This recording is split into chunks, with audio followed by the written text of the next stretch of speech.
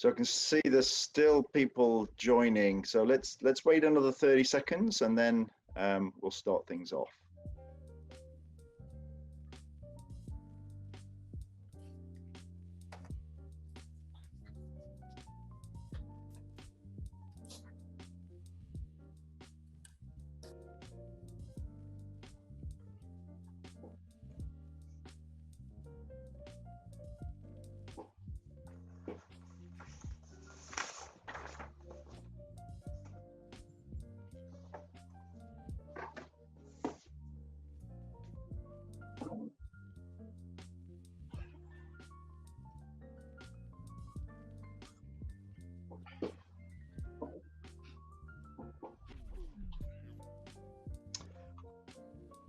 Okay, well, we are now at the start time of 11:30 Eastern. So I'd like to welcome everyone to day 2 of CILT North America's Spring Outlook Conference.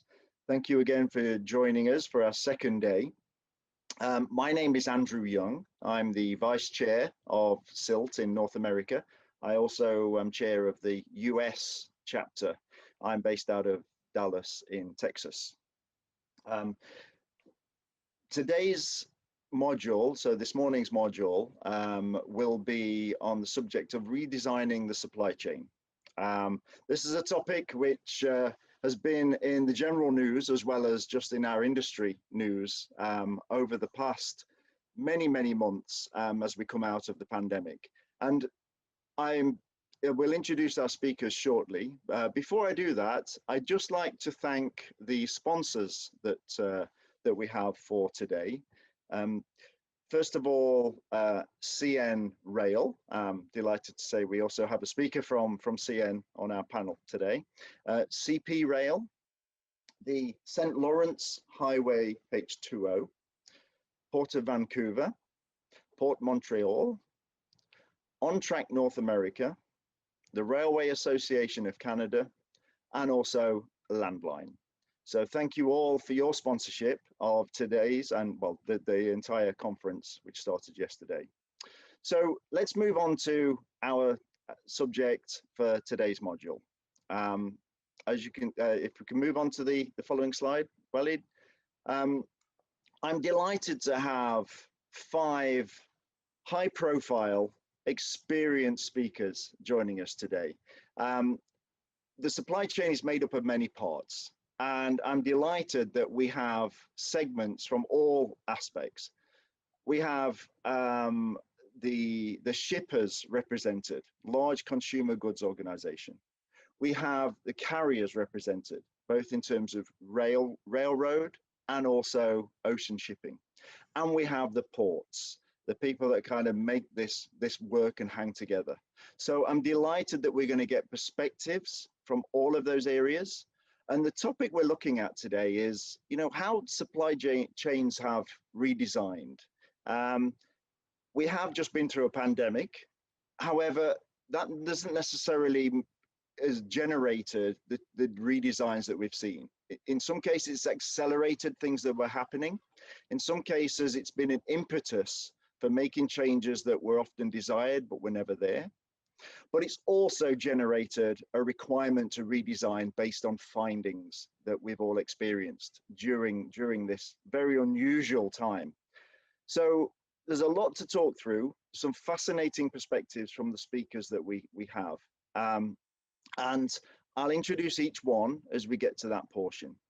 So we have a good period of time, and the first speaker, which I'm going to introduce now, is John Moseley.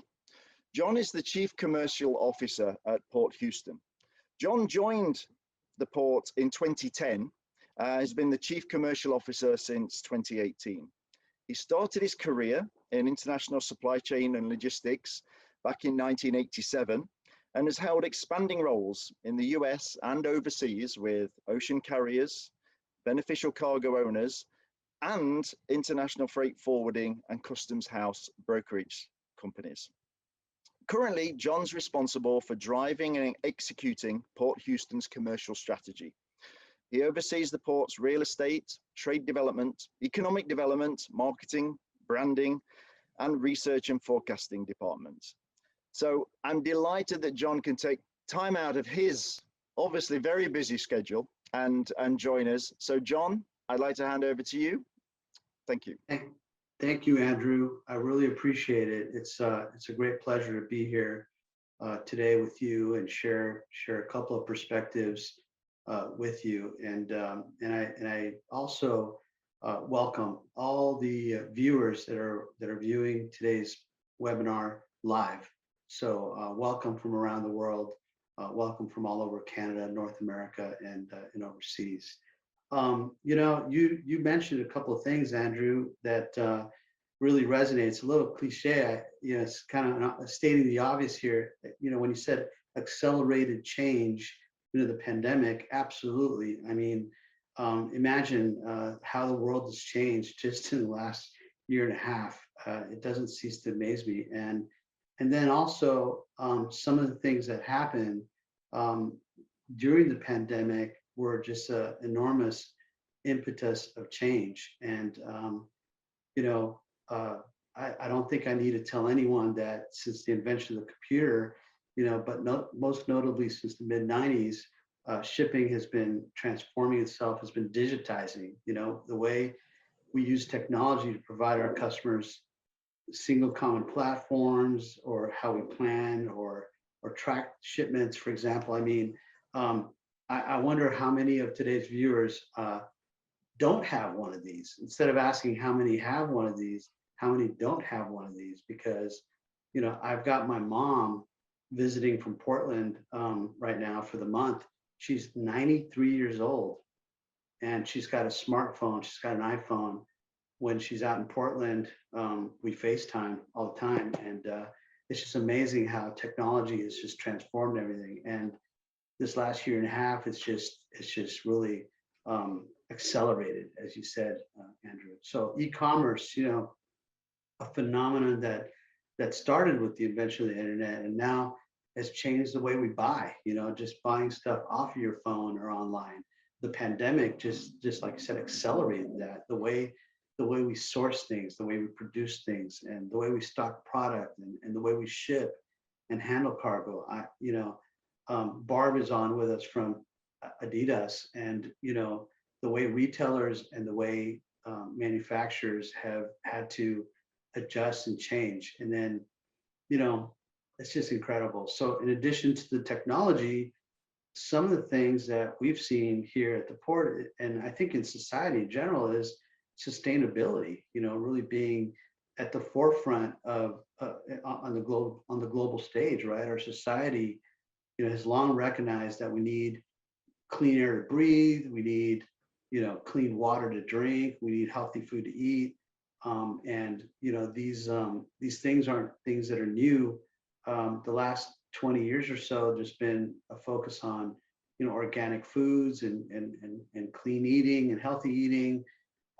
But now this last year and a half, I mean, sustainability and those things have taken the forefront. And then you add to that social justice, you know, just how technology has really accelerated the conversation, the information, people being able to video things, the way, you know, the murder of George Floyd, how that just changed everything as well in terms of how we view, you know, ourselves, you know. So, you know, this increase in awareness, the changes in consumer patterns, you know, signify a need for change. And, you know, as natural resources become more scarce and the consumption of goods grow with more people around the world entering the middle class, it's just really transformed everything. In our industry, you know, as a port and in the maritime industry, it really resonates in how we operate, right? I mean, in our use of technology, how we respond to the needs of communities where we do business, right?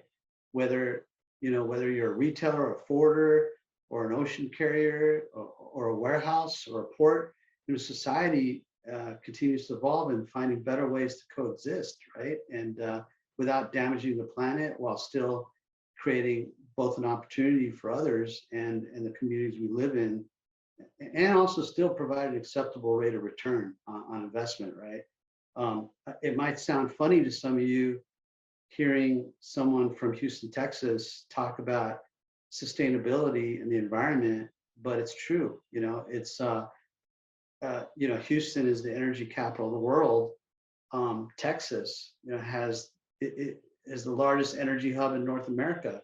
The Houston Ship Channel is also the home to the largest petrochemical cluster in the world. We just had Ambassador of Belgium. I was having lunch with him a couple of weeks ago.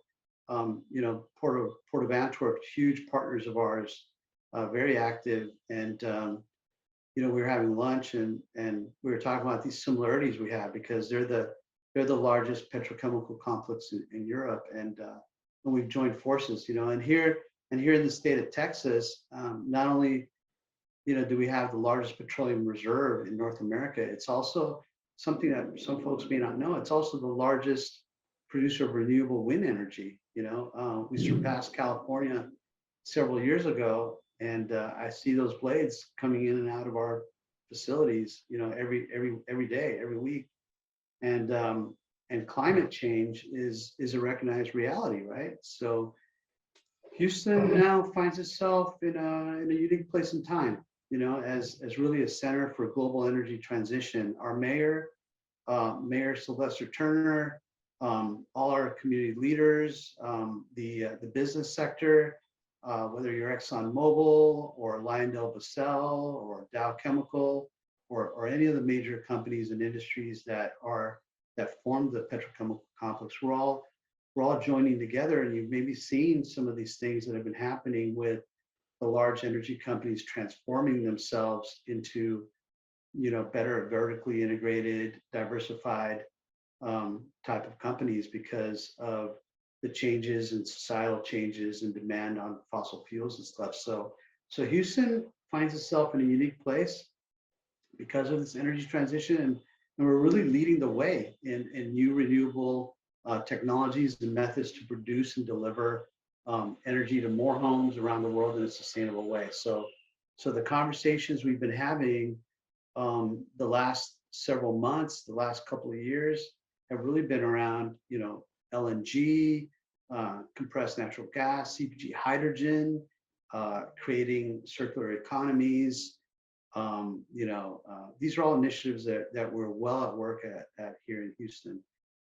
At Port Houston, our mission, we strive to move the world and drive prosperity. We do this by meeting the needs of our consumers in the region, and through advocacy and strategic planning of the Houston Ship Channel, which is a federal waterway. It's the nation's busiest commercial waterway.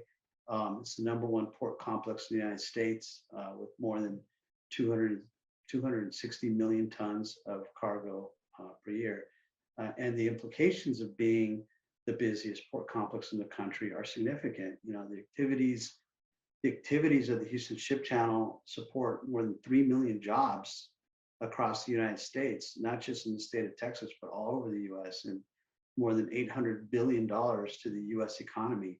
It's billion with a B.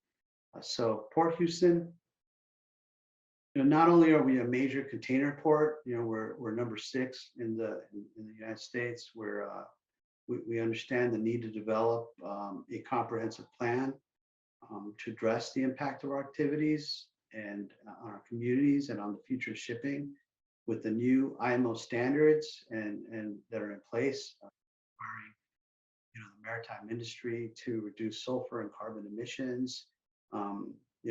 Both ports and ocean carriers around the world are looking at how we do business. We're getting together with carriers in Geneva and Copenhagen and Shanghai and Taipei and all over the world, to come together and figure out, how we can do a better job, looking at how we do business, how what we do impacts our different stakeholders. And that's why today, we're making decisions now to implement sustainability measures to take us into the future. And we're working with external partners like the Port of Antwerp and others to make that happen. So for us, It's a pleasure to be here today to create a little bit more awareness around the subject. Maybe, I know we had more than 200 people registered today, and I was really encouraged to see a lot of the participants from Africa, from Europe, from Latin America, from Asia, from all over the world. So, we welcome anyone who wants to reach out. We're in constant dialogue, putting teams together, and in some cases, we may be leading in some initiatives, and in others, we may be joining or partnering on an initiative, and sometimes we'll be following on an initiative, right? So we're open for business, we're open for ideas, and Andrew, thank you for the opportunity to let Port Houston share a little bit with you today. Thank you, John. And, I'm pleased to say that we still have you for a few more minutes. Yeah, absolutely. One of the things I did forget to mention at the start is that we welcome questions from the audience out there. Please use the Q&A function that you'll see at the bottom of the screen if you have questions for John or any of the other speakers during today. So John, it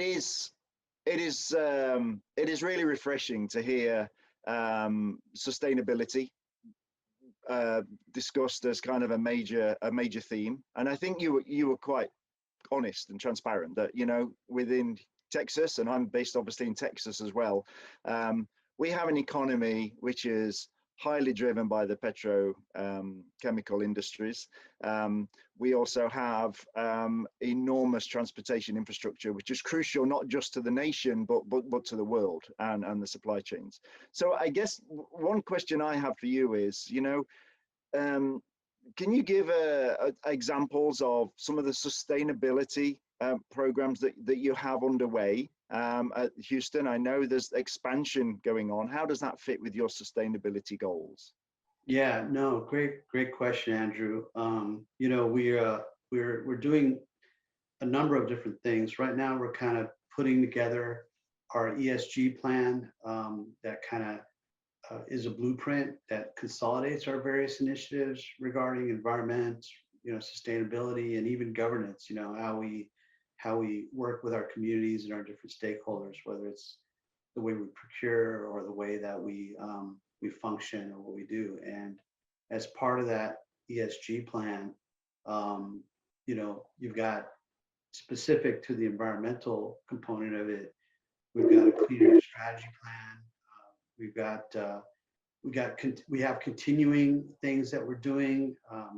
We're the first port in the world that was, or maybe just in the U.S., but among the first that had established an ISO process, certified process for our plan, right, for our environmental plan. So we've got a very rigid, very well thought out plan on how we manage air, how we manage water, how we manage our resources for the public facilities that we manage, right? Because the Houston Ship Channel is a grouping of both private and public facilities. We're not the Houston Ship Channel, the greater port complex, isn't 100% managed by the port. It's we manage 8 facilities, the public facilities, but there's another 200 facilities that are privately owned, like ExxonMobil and Shell and all these folks.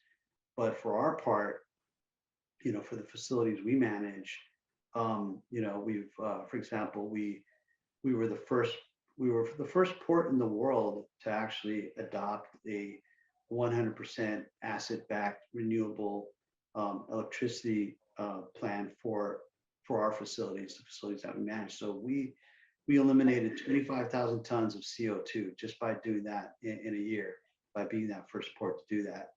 It was a decision we made back in 2016 to reduce our carbon footprint.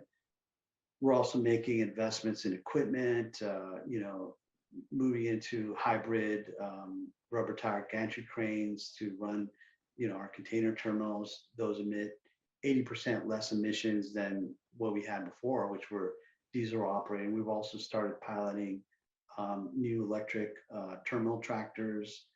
We're adding electric vehicles to our fleets.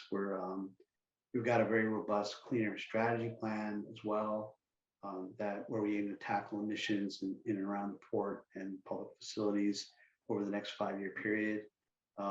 It's a plan that aims to encourage the replacement of equipment where feasible and implement operational efficiencies wherever we can. That's just a handful of examples of what we're doing. Okay, no, well, thank you. I appreciate that that background and color there. It sounds like you've got quite a lot going on around the sustainability efforts as part of your planning. Just in terms of the scale, the size and scale of the Port of Houston, when we talk about ESG, initiatives, obviously the environment is one of those pillars, but another one is governance. And I was just thinking, in terms of the scale of your challenge or your operations, have you seen the way in which governance is changing or needs to change in order to adapt to this new design? Yeah, no, that's another great question. Obviously, the G in ESG is governance, and it makes us look at how we relate with the communities and our different stakeholders for the port. So we just established a business equity division where we've just posted a couple of weeks ago a new role, a business equity officer. I think it's been several years now that you've seen companies and organizations establishing chief diversity officers, and we embrace that same thing. We saw the need to really hyper focus on that. So through our business equity initiative, we aim to increase procurement opportunities for small and minority-owned and women-owned business enterprises.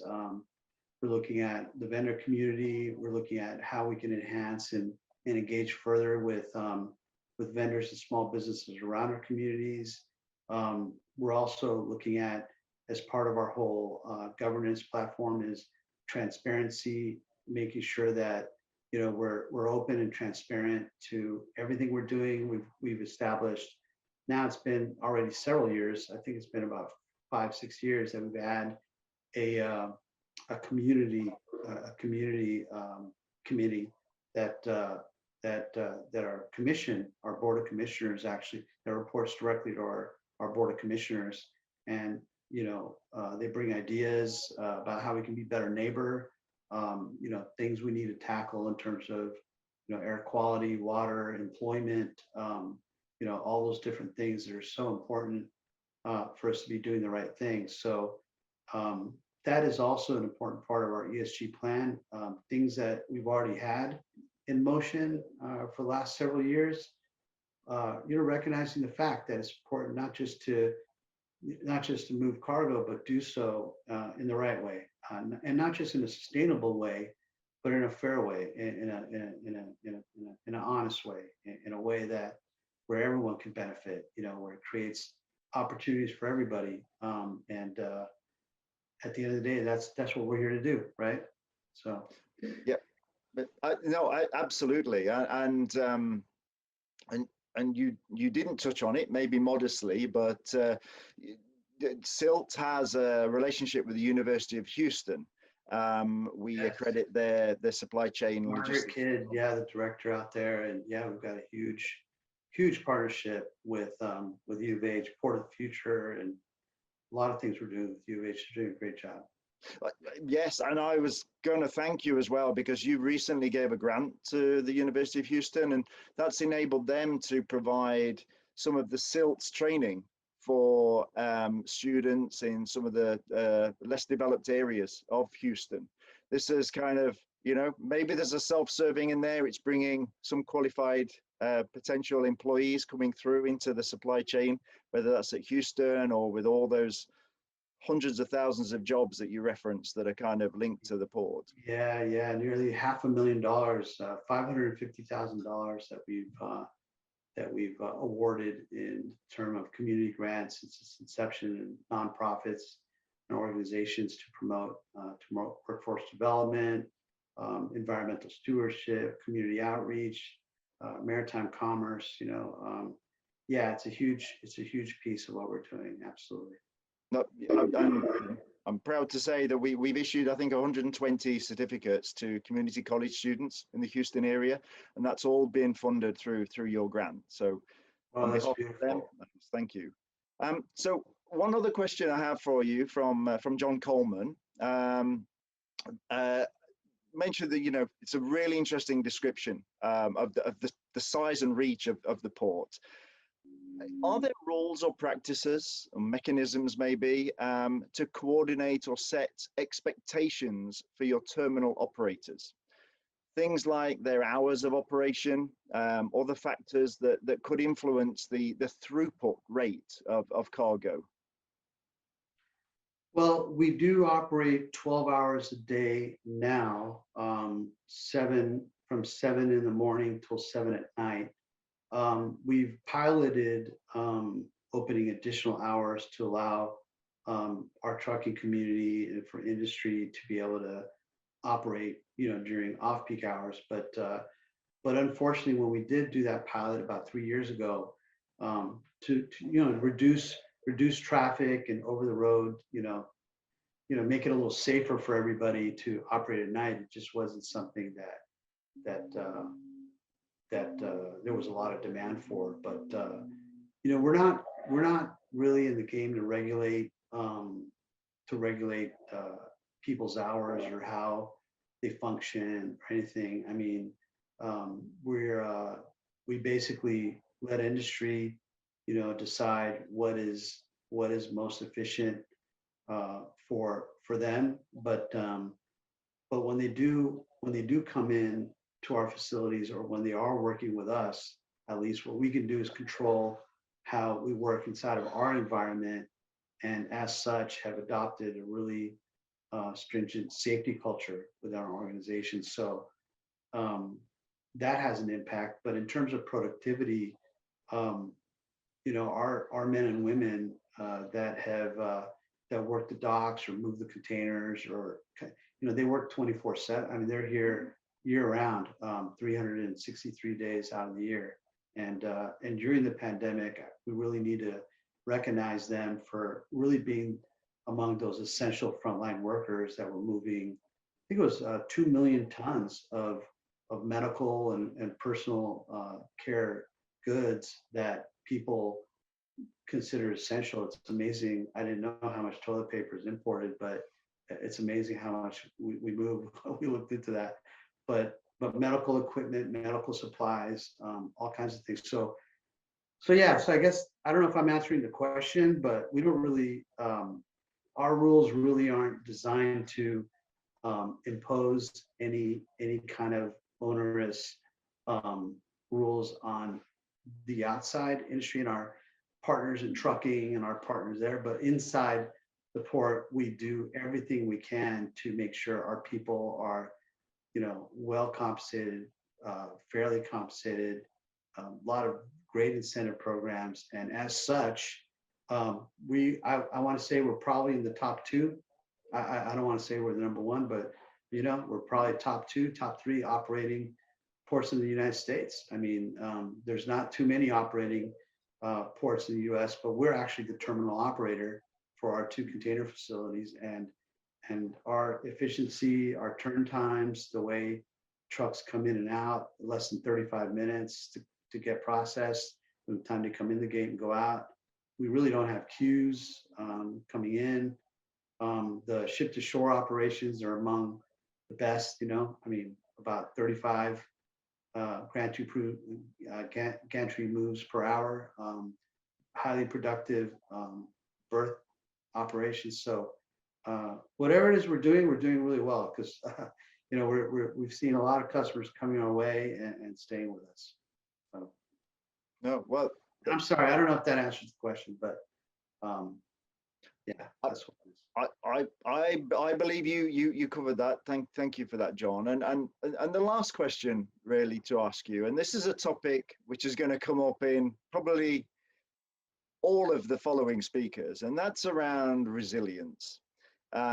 So this has become a buzzword in our industry for good reason, and it's kind of got renewed focus. And there's lots of different ways of resilience. Now, what I wanted to ask you was that we've had a couple of incidents in the last few months, which have really directly affected kind of our region in the southern US. One was the Colonial Pipeline cyber attack, the ransom attack, which showed really the kind of the potential exposure we have with our critical national infrastructure. The other one was, of course, in Texas. We had an extreme weather event, and our grid really struggled to cope with that, causing enormous disruption. So I just wondered if you could say a few words about, your approach to resilience at Port Houston. Well, I think it's when you think about our ISO certified process for safety, the things we do in terms of developing a safety culture, that really guides our operating procedure, right? Putting our men and women first, above and beyond anything, and maintaining equipment, investing in our equipment, that speaks of resilience, in my opinion. So whether it was Hurricane Ike, or it was the Texas deep freeze a couple of months ago, which was crazy, right, Andrea? You were up in Dallas, but that was insane. These things, you control what you can control, and what in our case, our equipment, we didn't really suffer any adverse. In fact, we learned from all these things. I mean, just like the pandemic, we were the first port in the country to shut down for 24 hours because of a COVID case back on March 18th of 2020. And a lot of ports around the country and around the world learned from that big, send some shockwaves out there. But, learning how to adapt to that and create measures and create all kinds of different procedures to help us ensure that we're maintaining the same level of productivity or even a better productivity, but keeping our folks safe at all times. That I think has been is really, I think, dovetails with our resilience plan, is just making sure we've got adequate capacity. We're always out in front.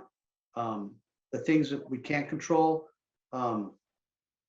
like these safety things, they put our employees at risk, in terms of coming to and from work, right? Just to commute into work is really one of the biggest challenges we have when we have these things, because we don't want our employees to get out on the road during unsafe conditions. So if we shut down a terminal, it isn't because we don't have a good resilience plan, on our equipment. We do. Our equipment, our maintenance plan, we spend $220 million a year just on our own infrastructure, development and maintenance. And when it comes to our people, now what we've learned is, everyone who's in an administrative role is now working with laptops, and those that are missing laptops are getting them now as we speak. So we're kind of now creating an environment where we can work remotely and continue without skipping a beat. Our billing people, our invoice, our HR folks, our engineers, our different administrative staff. We've been able to make sure that we don't skip a beat. We're cloud-based. We've got redundancies in place for our systems and our terminal operating systems. Those are things we're doing to make sure that we continue serving the region, and we continue working without skipping a beat. Okay, no, well, thank you for that insight, and I guess that assurance as well. I want to thank you for your time today, John. This was really fascinating insight to obviously one of the major ports that we have in our continent, and also your honesty in terms of where you are, the challenges that you face, the things that you're addressing. I think for everybody, it's been an interesting insight. So we really appreciate that, and wish you all the best for the future. Thank you. I want to stick around as long as I can and listen to my colleagues here. So thank you, Andrew. Appreciate it. Absolutely. You can even think some questions for them. Now this is a pleasant surprise because we're probably running about 3 minutes ahead of schedule. But we'll take advantage of that, which I'm sure we'll need as we move through this morning's module. So we'll move on to our next speaker. And we shift from a port to one of the shippers. So Bob Bryer is the Senior Supply Chain Manager for ADIDAS in Canada. She is a progressive, detail-oriented professional with 25 years of international trade, business, and people management experience. Bob has worked for 20 of those 25 years at ADIDAS in Canada, and that's all been in the logistics, transportation, and the customs space. During her tenure, Bob has recruited and built high-performing teams. She's established internal compliance and business management procedures, organizational plans, and she is a contributor to ADIDAS's North American strategic planning process. Over the years, Bob has been a guest speaker at technical conferences with the Importers and Exporters Association of Canada, the Journal of Commerce, and she is an active member of the Sir Sandford Fleming College School of Business International Trade Advisory Board. So I'm really delighted that we have Bob joining us today. CILT tends to have lots of transportation industry players in our conferences. So to have a shipper's perspective, I think is a really special part of today's session. So Bob, I'll hand over to you. Thank you, Andrew, and I appreciate the opportunity to share with this community today. Supply chain for us has been at the forefront of business. We've been living in unprecedented times. The velocity of change, challenges, and obstacles has been a test of our agility, our creativity, our ability to collaborate, and our confidence overall. It's really highlighted what's truly important in our business, and this is what I'd like to share with you today. It's these foundational elements that drive us forward through these difficult times, and without this solid foundation, we will waver. I wanted to kick this off with our people and culture foundation because it's our people have been our priority. Next slide, please. In March 2020, we had already been managing through the rail blockades and the protests regarding the Keystone Pipeline. These blockades, well planned and very mobile, created new challenges each day for us. Our teams worked closely with our partners to keep our freight moving, finding solutions, and moving forward with little impact to our business. Little did we know this was setting us up for a bigger test. At ADIDAS, our culture is organically collaborative. Our offices are open concept, very boisterous and very fluid. It's filled with the hum of constant conversation and outbursts of laughter. If we needed to go talk to someone, we just get up, cross the office, or go downstairs, go for a walk together, or grab a coffee to chat. So having spent most of my career at ADIDAS, it's been really a great environment to be part of. You could hit enter again, please. This month is our 15-month marker for 100% remote work. We've always been able to work remotely, but only for a portion of our time. It's been an adjustment for all of us. Not only did we have to adjust to managing teams remotely, but staying connected and keeping people connected as we were so physically far apart and not used to that. We're dealing with an event that our teams, and we have a very young team, has never experienced. We pivoted. In our new remote environment, we found our footing and caught our stride extremely quickly. This is a testament to our versatility, the level of engagement of our teams, and our connections with one another. With all the different country lockdowns, we had a lot to do and fast. Our focus was on our people our origin teams, and our transition. We shifted into high gear, digging in, clarifying what we were dealing with, and working to stabilize a very fluid situation. Throughout this, there was a significant sense of concern for our counterparts in China and ultimately around the globe as the virus spread really quickly. Communication, collaboration, and candid transparency were the cornerstones of our successful transition. Our job is to call out risk, and that's been a consistent story in supply chain, and not a very good story, I might add at times. We've kept connected with colleagues in other industries and in our markets. We've leveraged their insights and best practices. We've gathered intel, defined action plans, updated processes, and became more efficient as a result. We continue to provide weekly updates to our business. We've been calling out risk and outlining mitigation strategies, customer impacts. The collaboration across departments and across the globe has continued to solidify our bond as teammates and partners. The support of our senior leadership at all levels of the business has been incredible, and honestly, I feel a lot more connected to our overall business as a result. It's been a stressful time, both personally and professionally for all of us. Consistent concerns for the health of our families, our teams, and our personal health can take a toll and influence on mental health over time. Yes, we had operational challenges and we can't discount them, but our priority is our people. Early on, we became very intentional with communication, both globally and locally. We set aside time and touch bases with our teams. We organized team events on Friday afternoons, so no shop talk, just time to disconnect from the team and disconnect from the work and just stay connected with each other. We reshared employee resources for support and encouraged their use. We also encourage our teams to take our holidays and disconnect and recharge.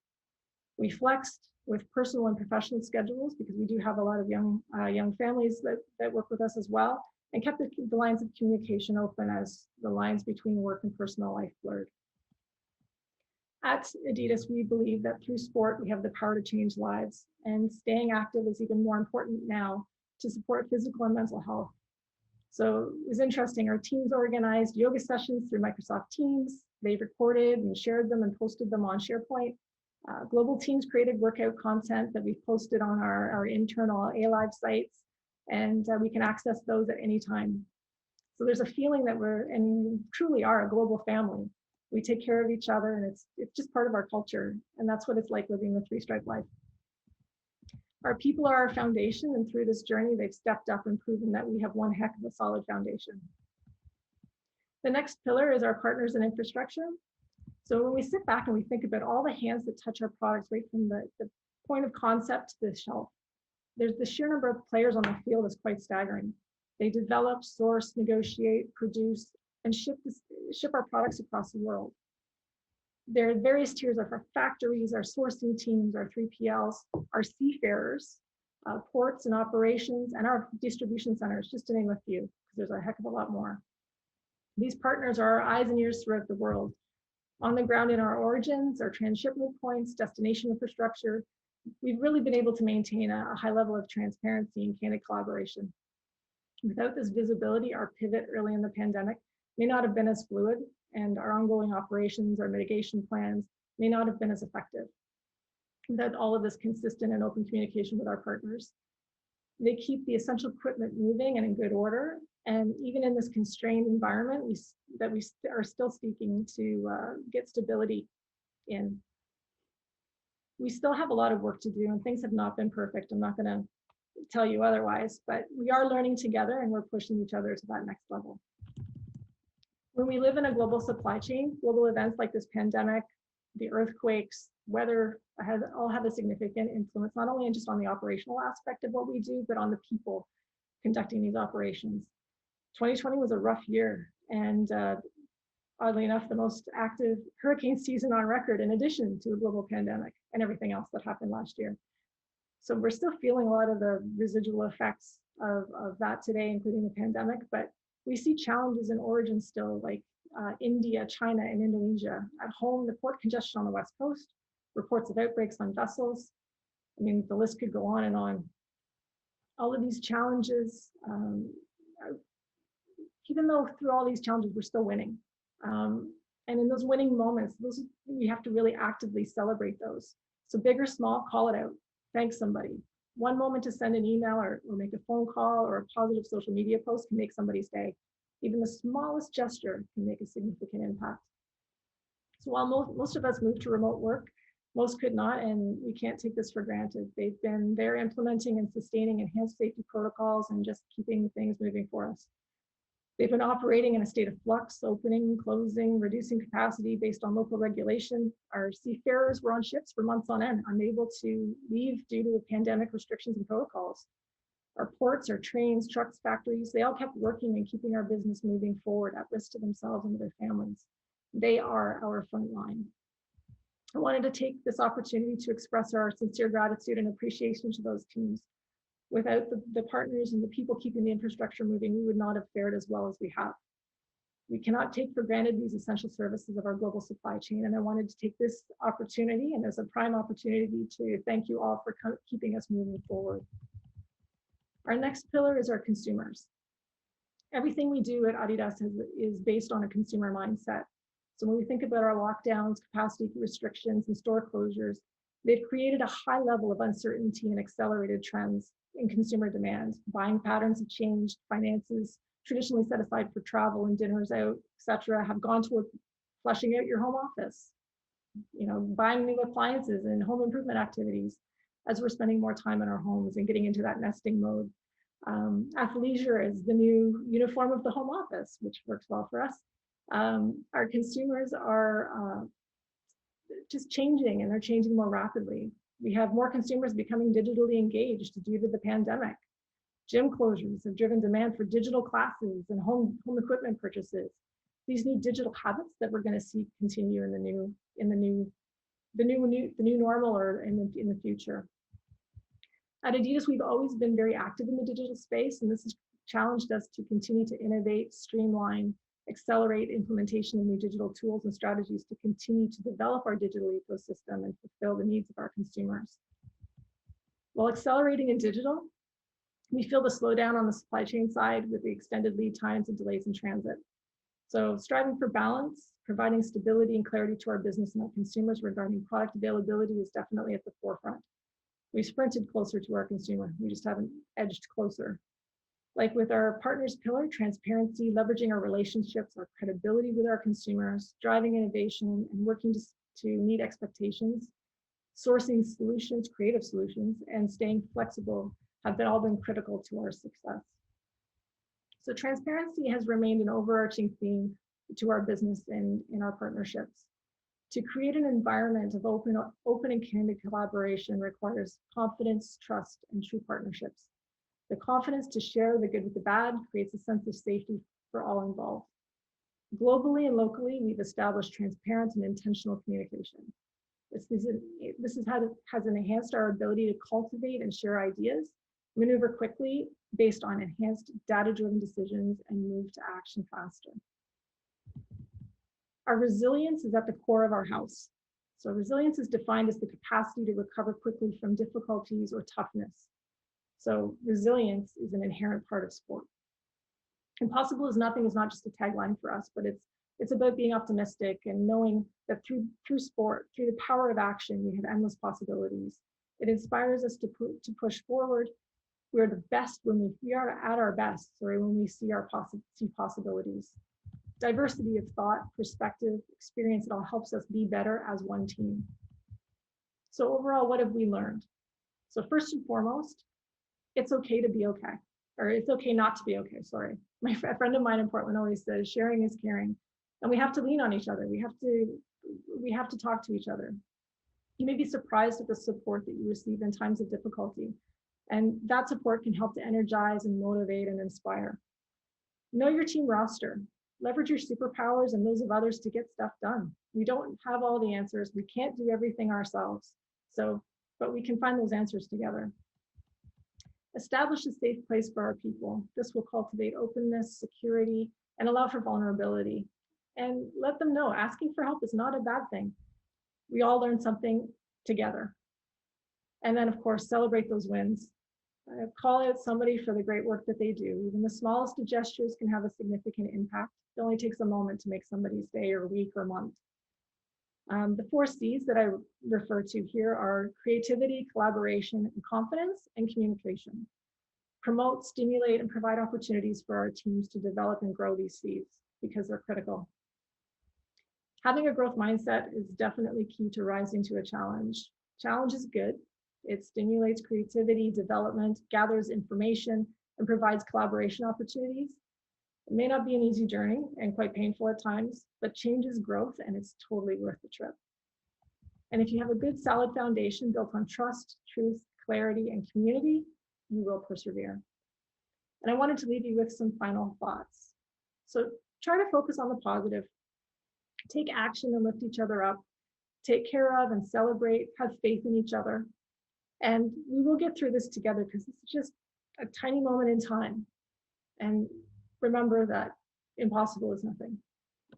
So thank you all today for your time. I appreciate it, and stay safe. Thank you very much, Barbara. Bob, that was excellent. In fact, that was very uplifting, I have to say.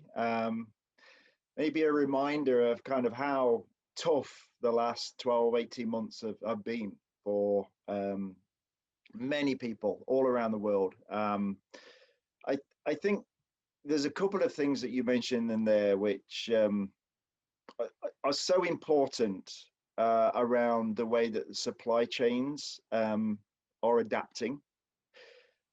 You talked about the change in consumer behavior, and you know, this is why it's so good to have someone from your sector, your perspective of the supply chain, because you don't necessarily drive the needs of the infrastructure of our transportation and supply chains. It's actually driven by your consumers, and they appear to have changed dramatically over the last 18 months. And I just wondered if you can maybe talk a little bit about how that change in engagement, fulfillment, procurement, demand, how you see that as really impacting the supply chain, and everybody else who's on this conference today, you know, is impacted by that. We're definitely not going to have a lack of things to do going forward, that's for sure. Definitely there's going to be more pressure on the supply chain overall. Availability and how we plan our business, essentially, because traditionally we have been a wholesale focused business, you know, dealing with the sport checks, the Foot Lockers of the world.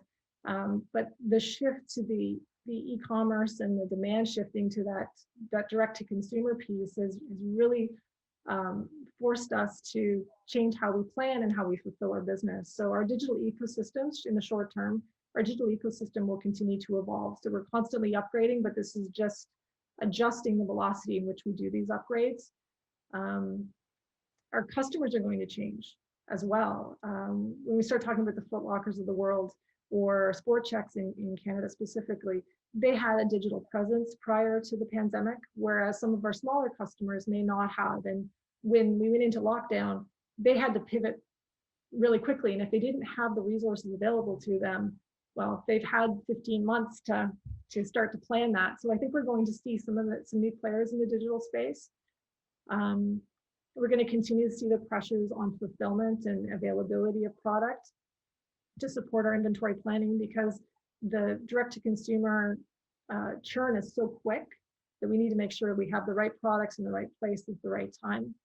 And how we fulfill is going to be interesting as well. You know, when we start talking about shipping, whether it's an overnight or 2 days, I mean, Canada's a pretty big country. So it's a matter of how can we fulfill in the fastest way possible. So how our different DC landscape may change, our retail landscape may change to accommodate for that. Operating costs are definitely going to be challenged as well, because anything that we incur over and above what we planned will obviously eventually end up being passed on to the consumer. So we want to try to make sure that we're as slim as possible on that front and not spending where we don't need to, or wastefully. And I think long term, I think we're going to start to see some strategic niche carriers coming out to support the digital landscape. We see some now in the pharma business, where some carriers are, you know, focusing on that, you know, air freight, quick turn, guaranteed movements. But I think we're going to see some niche carriers come out at a potentially higher cost. Hopefully the service matches the cost, which is not quite what we're seeing right now, but hopefully we'll get some stability back. And just the tools are going to change, I think. We need to really look at what tools we have in our toolbox and what are we missing, and start to either build or source and implement those new tools. And of course, filling those gaps. Ultimately, when we start to see, or what we can't see, like LCL, the LCL business, the challenges at the transshipment points, any places where we lose time and visibility, we've got to really hone in and fix that as well. So. Okay, no, well, thank you for that. And kind of just on that theme, and I do know that Girish, who's speaking next, is going to also talk about how the digitization is really going to improve the supply chain for people like you, his customer base. Where do you think the kind of the quicker wins are in terms of that transformation? You know, you mentioned you're going to more ship to store, direct to consumer, buy online, pick up in store. You know, all of these have just become kind of, instead of niche, they've become mainstream now.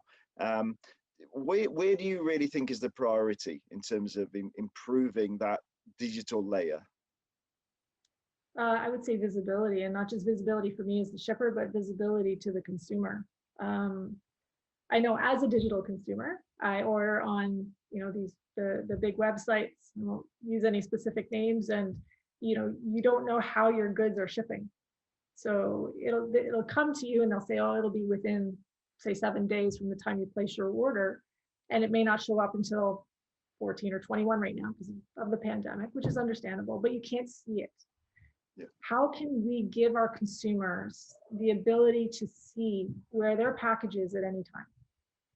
And I think that's what's really critical. And I think there's some emerging key players in that space that can provide. It's just a matter of whether the carriers, the 3PLs, those service partners are willing to provide that as a value-added service.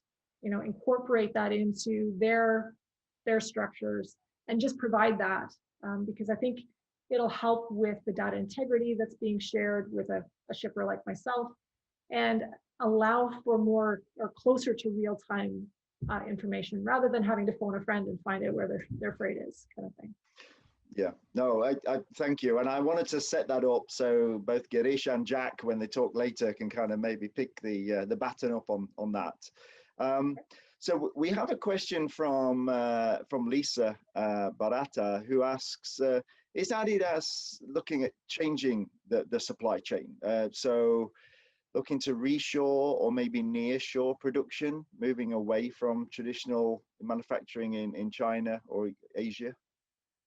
Well, our sourcing teams are always looking at new ways to source, and we're constantly collaborating on whether, you know, a certain origin is more beneficial. We take everything into consideration when it comes to where we get our products. We look at, you know, the social and environmental initiatives as well within those factories. So we're making sure that we're partnering with the right people and the right groups, and that they're supporting their people properly, but also where is it strategically advantageous for us? So, I mean, traditionally we've been heavy Asia Pacific area. We're constantly reallocating based on demand as well. So we're looking to expand our sourcing base, bring it closer to home potentially, if there are viable opportunities there. But I can't speak as closely to it, but I do know that there are some initiatives that are allowing us to source more strategically to the benefit of the markets. Okay. Thank you for that answer. I know there's a lot of sensitivity in terms of what you can say, but no, that's helpful color on that. So we have a question as well from Paul Miller. It's broad in some regards. He's asking, in terms of, you know, how 2020 caused you to change some of your North American distribution strategies and your process, the whole infrastructure and technology. So all of the things you spoke about where you were kind of reinventing. are there some examples that you can give of where that changed? You know, such as, you know, the use of intermodal versus highway, changes in the way that you do your forecasting for sales, and I guess inventory, changes in the way that the whole DC structure kind of operated. Could you go a little bit more on that?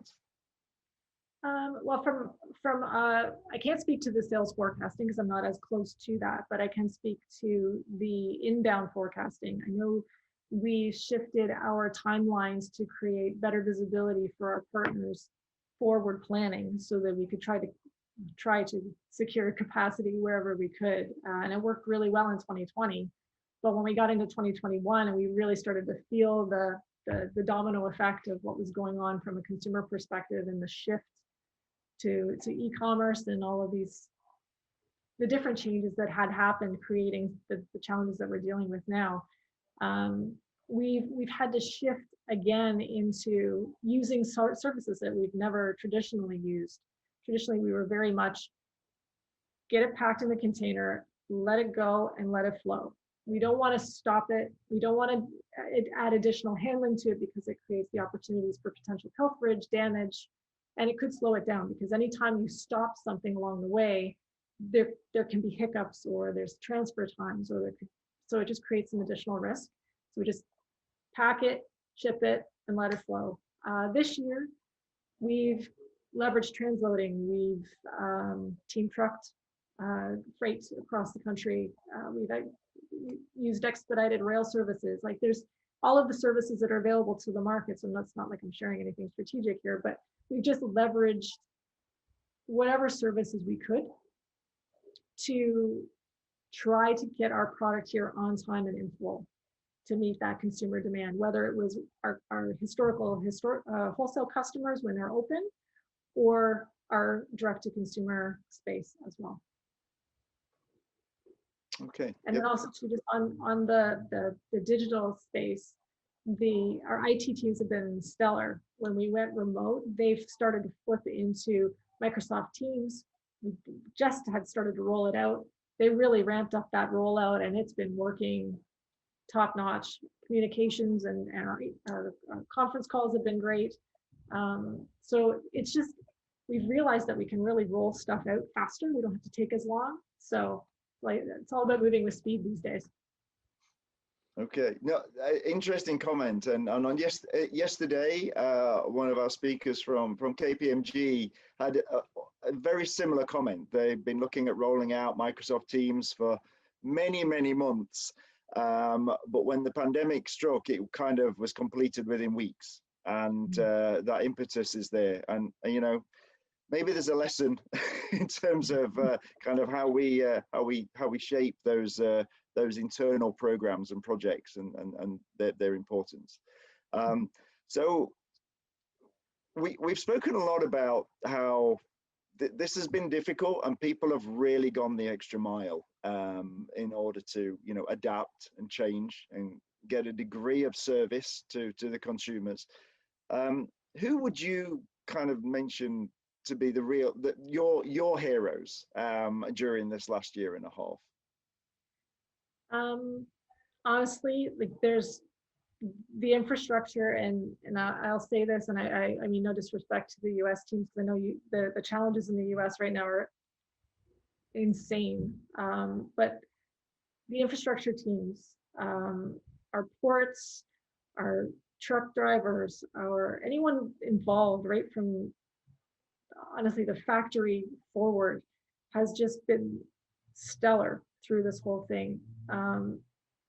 Honestly, the CFS teams especially when they're working in these hotspots, the air cargo crews, I mean, the anxiety that they must have been operating with and dealing with the enhanced health and safety protocols. You know, our DC specifically has not shut down. They've been going in every day, and we have been lucky. We have been really lucky, and the crews there, they take care of each other.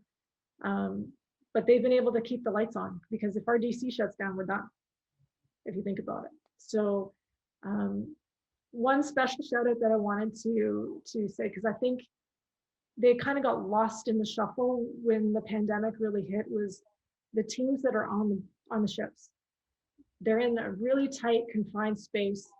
And I think they were lost in that craziness of the lockdowns and dealing with the case surges and the close confined spaces that they're living in. I know I read an article and it just, it was like a light went on, like, oh my gosh, I didn't think about that. But it's little things like that that you take for granted. They haven't been home. Some of them haven't been home in months. They've done extended trips and living in a confined space, and you really have to like the people you're working with. So to me, all the infrastructure teams to me are the heroes in my mind.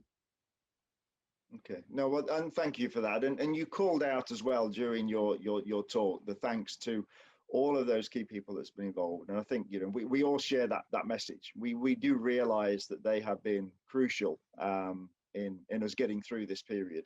And I hope you see in the future that that recognition will actually kind of change a lot of perceptions. A lot of maybe frustrations that you may have could be kind of now be a little bit more appreciated with the way that those infrastructure players are operating within. I think so. We've been really hammering it home. I actually provide a weekly update on what's going on in the world, so to speak. I call it my infrastructure update, and it shares, what's going on in China, what's going on in Indonesia, who's locked down this week. And, customs has been open, the border is still closed, those kinds of things. And just really hammering home the human impact of what's going on in the world. And it's not just the pandemic, but, all the hurricanes we had last summer. And the impact there, the flooding that we had, I think it was in Bangladesh and in India last year as well. It's these insurmountable human impacts that we've had, and we're still standing, we're still moving, and we're still here. And God bless the people that have been dealing with it. And I know on my team, I have teammates that have family in some of these countries as well. So the additional stress on top of that, of worrying about their parents or their family members, it's just insane. So I have to call that out. Absolutely. Thank you for doing that as well. Bob, we seem to have come to the end of your portion today, and we'll move on to the other speakers. But I'd really like to thank you for your contribution. It's been a really fascinating discussion and talk. So thank you for taking time out of your very busy schedule to join us today. Thank you for the opportunity. I appreciate it, truly.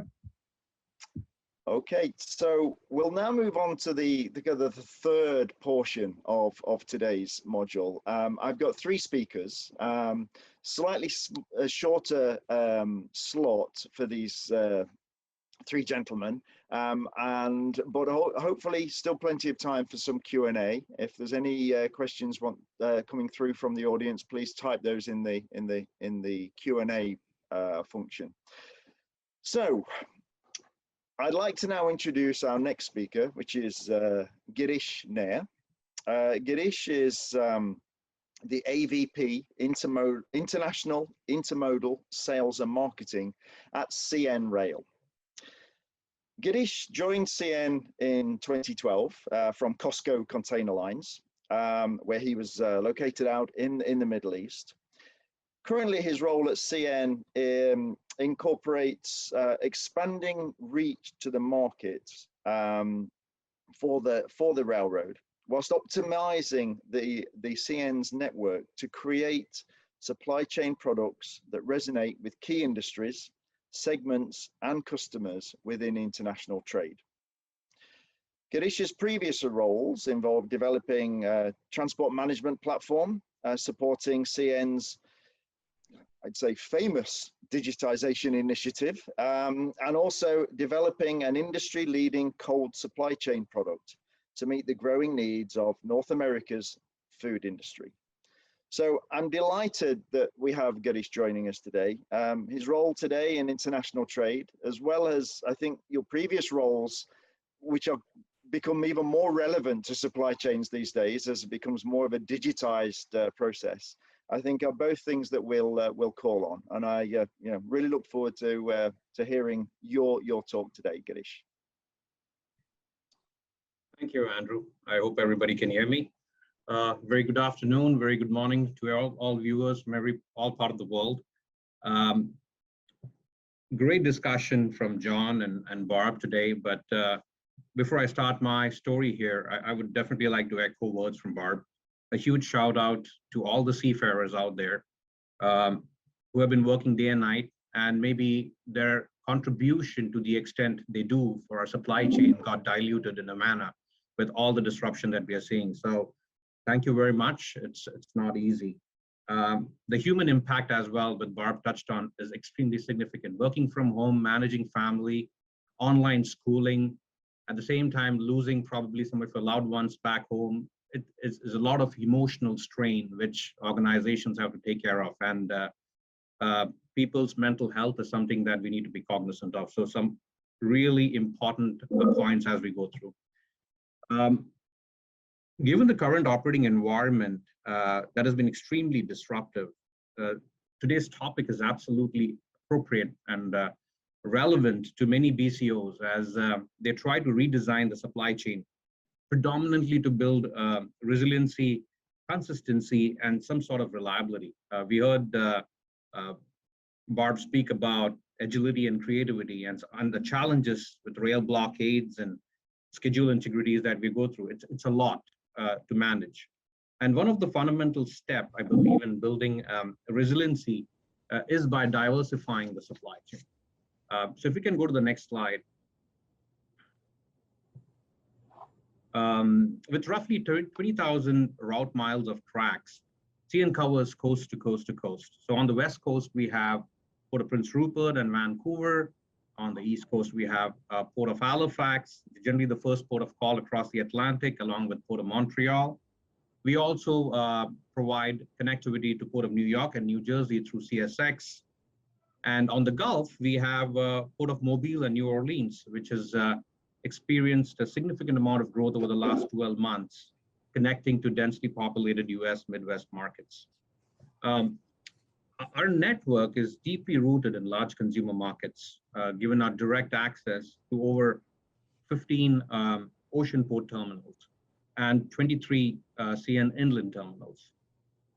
The reach to markets and the time to market has been fundamental to CN's growth. And in line with that, we recently opened up a new terminal in New Richmond to serve the Twin Cities, Minneapolis and St. Paul. But it's not about what CN can do to also create the supply chain reach to market, but it's also about how we do it. We're very cognizant about the safety of data, people, infrastructure, and assets when we leverage this franchise. So what essentially this network provides our partners and customers with is the opportunity to diversify the supply chain, an opportunity to redesign your supply chain model, maybe over the Pacific or the Atlantic or the Gulf. With over 15 ocean terminals to choose from, you get the flexibility and the nimbleness to pivot quickly when needed, especially when it comes to essential goods, for instance. We have actually seen a major shift within the import-export community and a strong desire and mindset. And we also heard from Barb, the need to create options, a safety net, a plan B. And CN Network is all about delivering those options, whether it be time-sensitive automotive imports, e-commerce, refrigerated goods, or ag exports, or maybe leveraging our domestic intermodal franchise to create a transload model to add inland capacity to go with. But more importantly, with the physical infrastructure is just one side of the coin. To drive absolute resiliency, we also need another piece of the coin, which is to create the digital infrastructure. So I would like to go to the next slide. You must have heard our CEO, JJ Rouet, speak about moving from precision schedule railroading to digital schedule railroading. Essentially, in an uncertain times like today, when the supply chain is very disruptive, we would like to have the information that enables us to plan better. being able to move from reactive to proactive is one piece, but at some point, we really want to move from proactive to being predictive.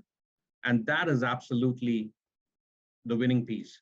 So in order to enable those capabilities, it is important that our digital infrastructure provides those connectivities to our partners and customers. CN has invested in a lot of technology, IoT, API-driven technology to create data. And our investment and expansion, for instance, in API technology is just one of the many capabilities that allows our customers and partners to get a more real-time view on shipment status, ETA. Our objective is to create a more self-serve model and provide customers with data to plan better, which enables resiliency and opportunity to redesign the supply chain. So the first step would be to create the data. The second step would be to capture the data.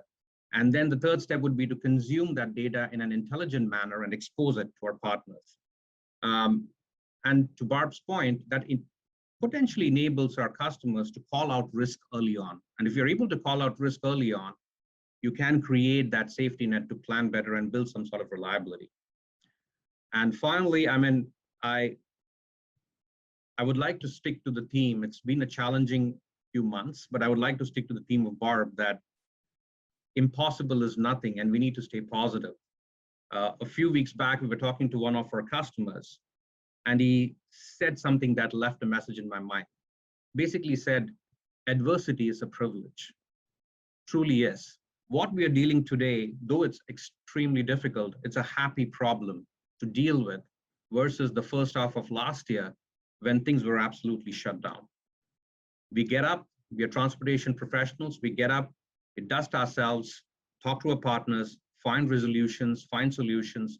And with the digital initiatives that I've heard, it's resounding within the industry segment, I think we are almost at the cusp of creating a digital thread across our customers to build credibility and trust so that we can share more. And once we kind of cross that hump, we are at a point where visibility will drive efficiencies across the supply chain, which will mutually be beneficial for all partners involved. With that, Andrew, I bring it back to you. Okay, well, thank you, Girish. And yeah, it almost was planned, the fact that Bob talked about that is where they are the shippers, your customers are looking to move, and that's essentially what you're seeing as the key output driver for this. I kind of just wanted to follow up with the specific question around that. I suppose we call it the digitalization that's taking place with supply chains. It's a bit of a buzzword. What you demonstrated there was some of the kind of the actualities, some of the things that you're putting in place. But I wonder if you could just give us a little bit more about how, what you're doing in this area, where you're trying to bring in technology. I mean, you referenced IoT or the Internet of Things for those of people that not sure what that means. All these various devices, these sensors, all these pieces of kit, which is on all of the infrastructure, moving and fixed, creating lots of data, as you described. So yeah, that is fine. How is that helping CN Rail and your growth, or putting resilience in, or whatever your business objectives are? Could you maybe kind of talk or give some examples? Yeah, one of the examples, for example, what I could try to articulate here is we were on the EDI platform, which is still a platform that many of our supply chain partners invest and use today. The limitations of the EDI platform is it's very cumbersome to map a new transaction. It's highly demanding on the legacy, cost, and the human infrastructure. And our track and trace modules today is built on our old legacy, was built on EDI, which essentially means you don't get the real-time view of where the containers are on CN network, but on certain milestones. So for example, if you see a container come in Winnipeg, and then the next time it pops out probably miles and miles away in Chicago, and if you are a customer who has a lot of paperwork or customs work to do, it doesn't help you because it does not give you a real-time view of when to finish the paperwork, depending upon how close you are to cross the border. Our new API initiative is connected with our locomotive Vitronics on the train, and it's digitally connected to all the consistent containers on the train. So now the difference is you get a real-time view, just like a GPS on a car, where you are on the sea and rail network. And what it enables you to do is building resiliency on how far off you are from the border to actually execute the paperwork, and thereby creating that fluidity and minimizing disruption, which essentially was not available. So that's one. We have IoT devices on our first mile, last mile initiatives with our trucking. It enables you to provide a better view for the receiver on the dock to understand how far off we are from delivering the cargo, especially in uncertain times when planning with the labor resource is extremely uncertain given the COVID situation. That information is absolutely critical for our dock workers to plan better, warehouses to plan better, right? So these are some of the examples which essentially allows us to create that resiliency within the supply chain. Okay, and thank you for that. And kind of one of the other points that Bob referenced was transparency. And I think one of that is the visibility, which you've just described. But I think the other transparency is working in partnership. So maybe it's a collaboration. And do you see this digitalization process introducing more collaboration than you had before with the port and the ocean line and the general kind of forwarding community? Absolutely. I think over the next 4 to 5 years, we will see a lot of traction. I mean, in the last 12 to 18 months, blockchain has been one buzzword which has been thrown around for quite a bit. And some of us potentially have been involved in one way or the other. First, we have faith and trust. Then maybe we say, no, it's too early, we lose hope. But the more we get digitally connected and we have data aggregators like Forkites, Turvo, Bloom Global, you can see how these companies have been leveraging data to drive supply chain visibility.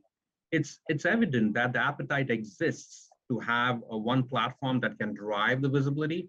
It's how safely you can do it by protecting the interests of all stakeholders involved and making sure that transparency is limited to the data that the system of record generates, right? So I personally believe that is the future. Okay. Thank you for that. So we've got a number of questions coming through for you, Girish. So I'll start with one which is from fellow board member of mine at CILT here in North America, Paul Miller, who says that it's an easy one for you to answer. Your slide talked about the on-deck container sled. He wondered if you could kind of give a little bit more on that. Yes, so we have a mobile tray, a product that uses a mobile tray to load heavy commodities on the domestic, within the domestic corridor. What essentially it allows you to do is like big steel pipes and construction material can be loaded on the tray, and then you roll the tray right inside the 53-foot container. It avoids the use of having an open top container to handle and manage out-of-gauge cargo, but at the same time, it's the ease of operation that enables you. It's predominantly used for project shipments that goes across North America, and it is something that is very limited to a niche customer base. But it's something that we have created and customized for certain customers who generally have those kind of products moving across our network. Okay, thank you for that. And I guess Paul can contact you directly if he wants more on that. Fascinating, sure. A very interesting innovation. And so a question from John Coleman. He asks, with the digitization that you describe, railroading is becoming unrecognizably technology driven at remarkable speed. Yesterday, he referenced a presentation that we had, which talked about some of the efforts of bringing in more shorter haul, more first and last mile service for rail in North America. And kind of the question is digitization something which will help facilitate that transition? Yes, absolutely. I think if you look at the synergies between the domestic trade and international trade, and domestic being the short haul, if I may. There is a lot of volumes that come in from Asia, and then it gets redistributed across North America. So to have a digital network that allows you to do LCL to LTL or FC 40-foot to 53-foot, enable customs documentation and document management in digitally, and to provide exchange information that provides you a view of capacity availability is absolutely critical to create that multimodal view of going from a truck to rail or a rail to truck to rail back again. So I firmly believe that the first mile, last mile initiatives, transload models, multimodal moves, all becomes extremely seamless when you are digitally connected with customers, reducing the amount of paperwork, which also adds to the green initiatives and ESG targets that many of us have to achieve, as highlighted by John. Yes, that's true. And I think viability as well comes into that. I mean, clearly there's a business case on every activity, every business that you look at, and you know, hopefully the digitization will remove those unnecessary costs, those unnecessary delays that can make rail uncompetitive in those markets. So you know, I think there's benefits across the board from this activity. For sure, yeah. Okay, so another question from Paul Miller regarding the cargo cool service, which I know you were deeply involved in, maybe in your previous role in CN Rail. So is that something that's offered at all ports and in inland terminals? Could you give a little bit more in terms of, you know, what that offering entails? Yes, we do offer the coal supply chain cargo pool program across from all ports. Today we have it out west, we have it out east, and recently some of the protein exporters out of US Midwest have discussed and decided and evaluated that they need to redesign their export supply chain, and as a result pivoted from moving their exports into Asia from West Coast, US West Coast ports to Gulf. So we have rolled out over the last 12 months a very robust refrigerated program going from our Chicago inland terminal into Port of Mobile, and that's been growing exponentially. So we do that on the international side. We also have a domestic fleet of over 1,000 refrigerated containers, with which we serve Canada, US, and Mexico, which is a key market for us on the NAFTA trade, so to say, or USMCA trade. So we definitely try and merge and create synergies between both these markets. Canada is the food basket for the world to a large extent. It's coming from, especially on the protein side. So we are pretty bullish about the growth this segment has to offer, and we continue investing in technology that can drive food safety initiatives on our network as we move forward. Okay. No, yeah, thank you. And it's a topic which is really fascinating. The railroads were innovators with refrigerated movements back in the day. I live in Texas, and we used to have people that used to kind of run cattle all the way up to the Midwest to where the markets were. It wasn't required once they started putting ice blocks on top of the cars and then developing that. So it is great to hear that kind of innovations are hopefully bringing a much larger market share for us in the rail sector. Right. Okay. So one question I did want to ask you about, I guess CN is on a huge digitization journey. But we talked about some of the benefits there. One of the things really is kind of linking back to the supply chain and, you know, the redesign that's taking place. Can you kind of give an example of where you've implemented flexibility that's been required by your customers? You know, your ability to do things that in the past maybe was too difficult or too expensive, but actually you're now able to do because of having a more digital railroad. I'll probably state that the change in technology over the last couple of years has been far more faster quicker than what it had been in the past. Even the CN culture of how technology needs to be adopted has changed. We used to be a company that always believed in on-premises technology versus now the cloud platform, which creates and provides you with the nimbleness that is there out there. So one of the things we have done is, instead of looking at big projects, we are looking at being nimble and trying to come up with a minimum viable product, like small enhancements that can drive bigger bang for the buck. So one of the areas that we have focused on is our e-business initiatives over the last 6 months, and looking at small enhancements that creates or eliminates, to a large extent, manual work on our customers' end. So for one instance is we never had a capacity outlook for our customers 5 days out. We would give customers a view of what they have every day, and they can go online and book the capacity. But now we have a new feature in our capacity tool on e-business that provides customers a 5-day outlook that enables them to plan better. So some of these elements is what we are trying to create some flexibility that provides customers with the view on our e-business tool that can drive a lot more self-serve kind of capability on our customers' end. It's just the start, it's just the tip of the iceberg, but we would like to do many more such initiatives as we work behind the scene to create a completely new revamped digital platform.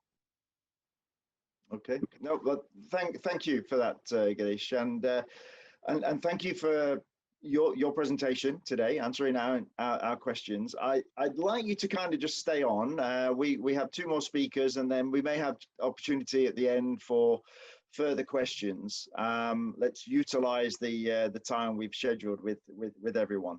For sure. But we would like to kind of move on maybe to our next speaker, which is Jack Mahoney. Now, Jack is President and Chief Executive Officer at Westwood Shipping Lines. Westwood is an independent vessel operator, specializes in trans-Pacific trade, and has been doing that for over 35 years. So delighted that we kind of move into yet another segment of supply chain and get that perspective from a shipping operator. So John joined Westwood from AP Moller Maersk, where he spent a career of 21 years, latterly being the head of the Maersk's automotive industry group for North America, has also been president of Maersk in Canada, and undertaken various forwarding and sales management roles in the US markets and also around the world. Jack has a master's in transportation and logistics from the University of Denver, and he's also worked as an instructor of international trade and logistics at New York University. So Jack, I would like to give you the floor, and looking forward to hearing from you. Very good. Thanks for that, Andrew. And I want to start to express my appreciation about the recognition that both Girish and Barbara gave for the crews. We were fortunate enough that as the crews who were not always from countries where the vaccine program is as strong as it could be, we've been fortunate that as they've come through the Pacific Northwest, that we've been able to get them the J&J dose, which then doesn't rely on their coming back after 3 weeks, but it has been particularly trying for the crews. So it's very nice to have that recognized both by Girish and Barbara. So what I want to take the group through here is kind of what we have seen happening to supply chains from our perspective, just a part of the world, but also to talk about some things that people are familiar with, but have seen them manifest differently this time. The bullwhip effect, I think a lot of the audience is familiar with. The choices between available options, which these days often means not being able to choose what you would prefer, but choosing amongst what's available in front of you. The value of flexibility, an example of that, and then also our belief that there's a place for this even after we get to whatever the new normal is, though we're not in it quite yet. Next, please. So Andrew mentioned that I was an instructor while still working, but I was an instructor at NYU for a class on international trade and supply chain. And one of the, those are actually my students doing the beer game in the pictures on the right. And the idea in the beer game, there are teams representing a beer retailer, a wholesaler, a distributor, and a brewery. And they work orders through the systems, and they move chips representing cases of beer, and disappointing for most of the students, not real beer, but chips representing cases of beer, but they can't communicate directly. The goal is to run the supply chain as efficiently and as effectively as possible, and they take on points in a negative sense when they have inventory costs, or even worse when they run out of stock. And at the end, almost regardless of their prior background in the industry or not, experienced or novice, what they learn through the beer game is that small variations at the beginning become much wider as you work your way through the supply chain, and that's where you get the bullwhip effect. I call attention at the top to the word "and," because normally the most consistent, well, not 100% consistent, but normally the most consistent part of the supply chain is the consumer demand. And it's only small changes of this that get magnified throughout the supply chain. But these days, we're working with dramatic changes in consumer demand, because we have the drop in consumption, then the resumption in demand, but in a different form, with a different split between demand for services versus demand for goods. So on a good day, on a pre-pandemic day, supply chains very often are dealing with the bullwhip effect. Now we're dealing with one that's even more magnified, because the customer demand has changed.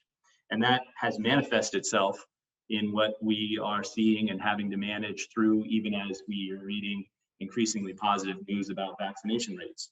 We have congestion at ports.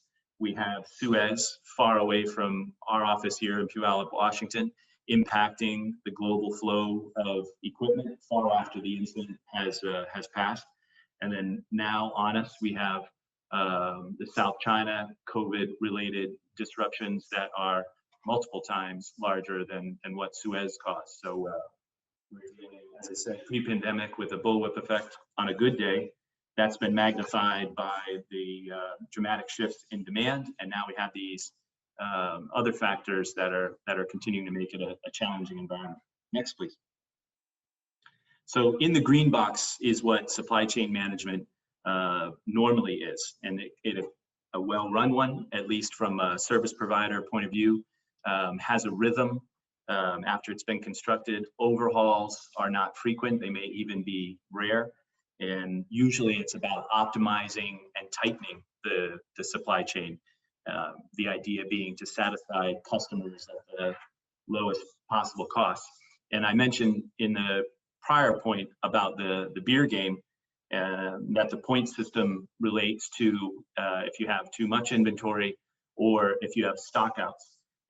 But in that game, the points against are twice as high when you have out of stock, when you have no production to move along the supply chain. So while it's bad to have inventory on hand because that's a cost, it's twice as bad in the game's context. And I think that reflects some real world reality. It's twice as bad to have what you see on the left, which is a suspended production line. It's much more harmful to have empty shelves. So then the well-run supply chain in the green box, in order to avoid the pictures on the left, is now very often having discussions about what you see circled in red. How do we get it there to avoid what you see on the left? Can we move it by ship, and that has its own complexities, or must we try to find air capacity?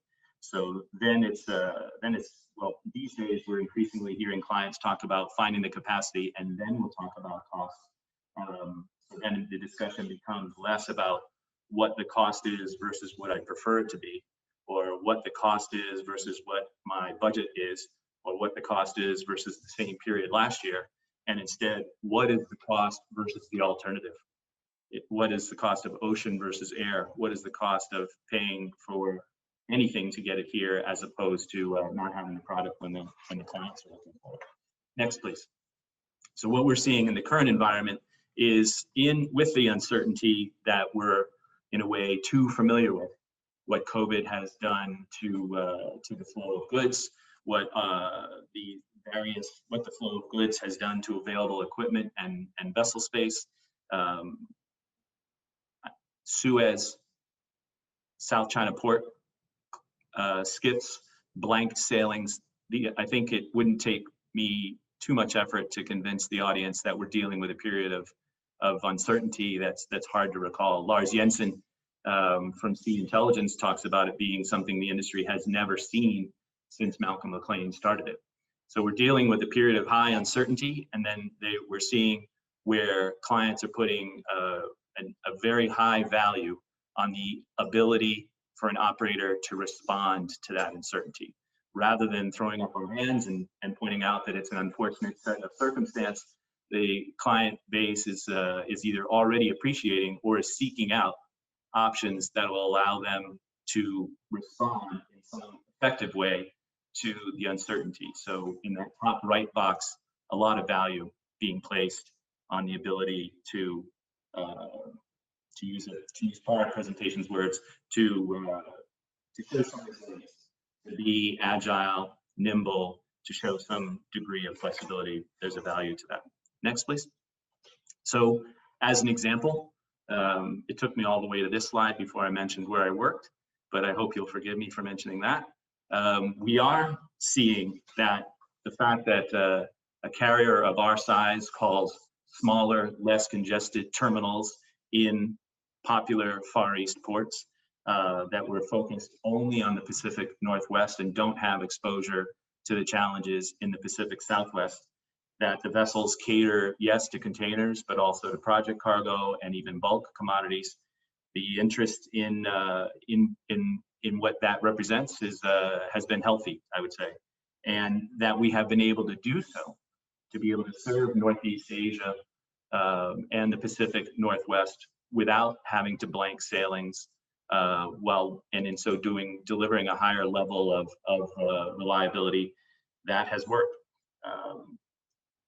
Not like we see outside Shenzhen, nor like we see outside California ports, but it is a news item in the Seattle-Tacoma area about the idling large vessels in the harbor, disturbing some people's normally very scenic views from their homes.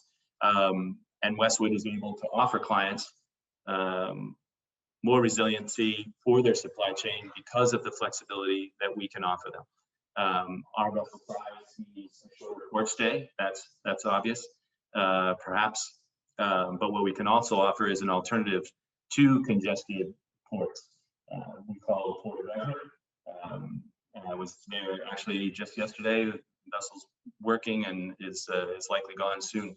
So we have, for the clients that are interested in engaging with us about options besides the normal, if they want Seattle, if they want Vancouver, of course, that's on our itinerary and that won't change.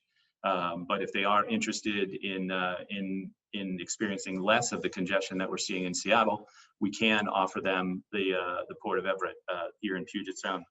So I would say actually that the market not only accepts the fact that we can provide them that alternative. We are in a time that with a frequency I can't remember ever experiencing, we're seeing that the market is seeking out the alternative. They still need to move product between North Asia and North America. But what had worked prior is under strain now. They're seeking out alternatives, and we're only too happy to be able to speak with them about that. And that's what I think will be something that lasts beyond this period that we're in. It's our expectation, will teach the wider market that there needs to be a place in their supply chains for alternatives, for resiliency, for flexibility that some current models don't allow. And the value of that is to be assessed versus the alternative. While it may have a cost, it's as compared to the alternative, the unpleasant images of empty shelves and lines suspended, or versus air capacity if you can even secure it. Next, please. So we don't believe there will be a full return to the scenario before the pandemic. Some will snap back, but we don't think that there'll be a full return to that when we reach the next normal. We're right now feeling not just the bullwhip effect, and then some, because of the changes in consumer demand. Disruptions, I think it would be naive for us to think that once we get to the new normal, that there will be fewer disruptions. There's some unknown in the future that hopefully supply chain professionals accept as a risk of undetermined size, but with a high likelihood that they need to be prepared for. And then it's our hope that there allows them to place the value on flexibility, but flexibility that comes with a level of reliability. So with that, I will bring mine to a close, because I think the last slide I have just says thank you. Okay, well, thank you very much, Jack. Yeah, a fascinating presentation, and I keep thinking of those images of a ceased production line and empty shelves, and wonder if that forms part of your sales pitch now. When so one question on that. I mean, I think that the key message I got from you is, you know, alternatives used to be judged on pretty clear criteria. It was the cost. It was my budget. Right. Now it's about delivery. It's about kind of having that resilience and avoiding far higher impacts. So there's always been congestion at the South China ports and in Southern California. There's always been issues, whether it's labor issues and problems. Now they're significantly greater at the moment because of the bullwhip that we've described. But why do you think that there's going to be a change, more of a realistic view of alternatives moving forward? And I should maybe clarify that I don't think it'll be a sea change in supply chains. I think it'll be an incremental one, but an increment that's wider spread amongst the more advanced thinking supply chain professionals.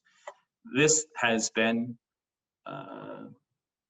you know, the pandemic, of course, has a personal aspect that others have touched on, but it's had a substantial financial impact on companies' performance, customer satisfaction, teammates on the floor feeling it.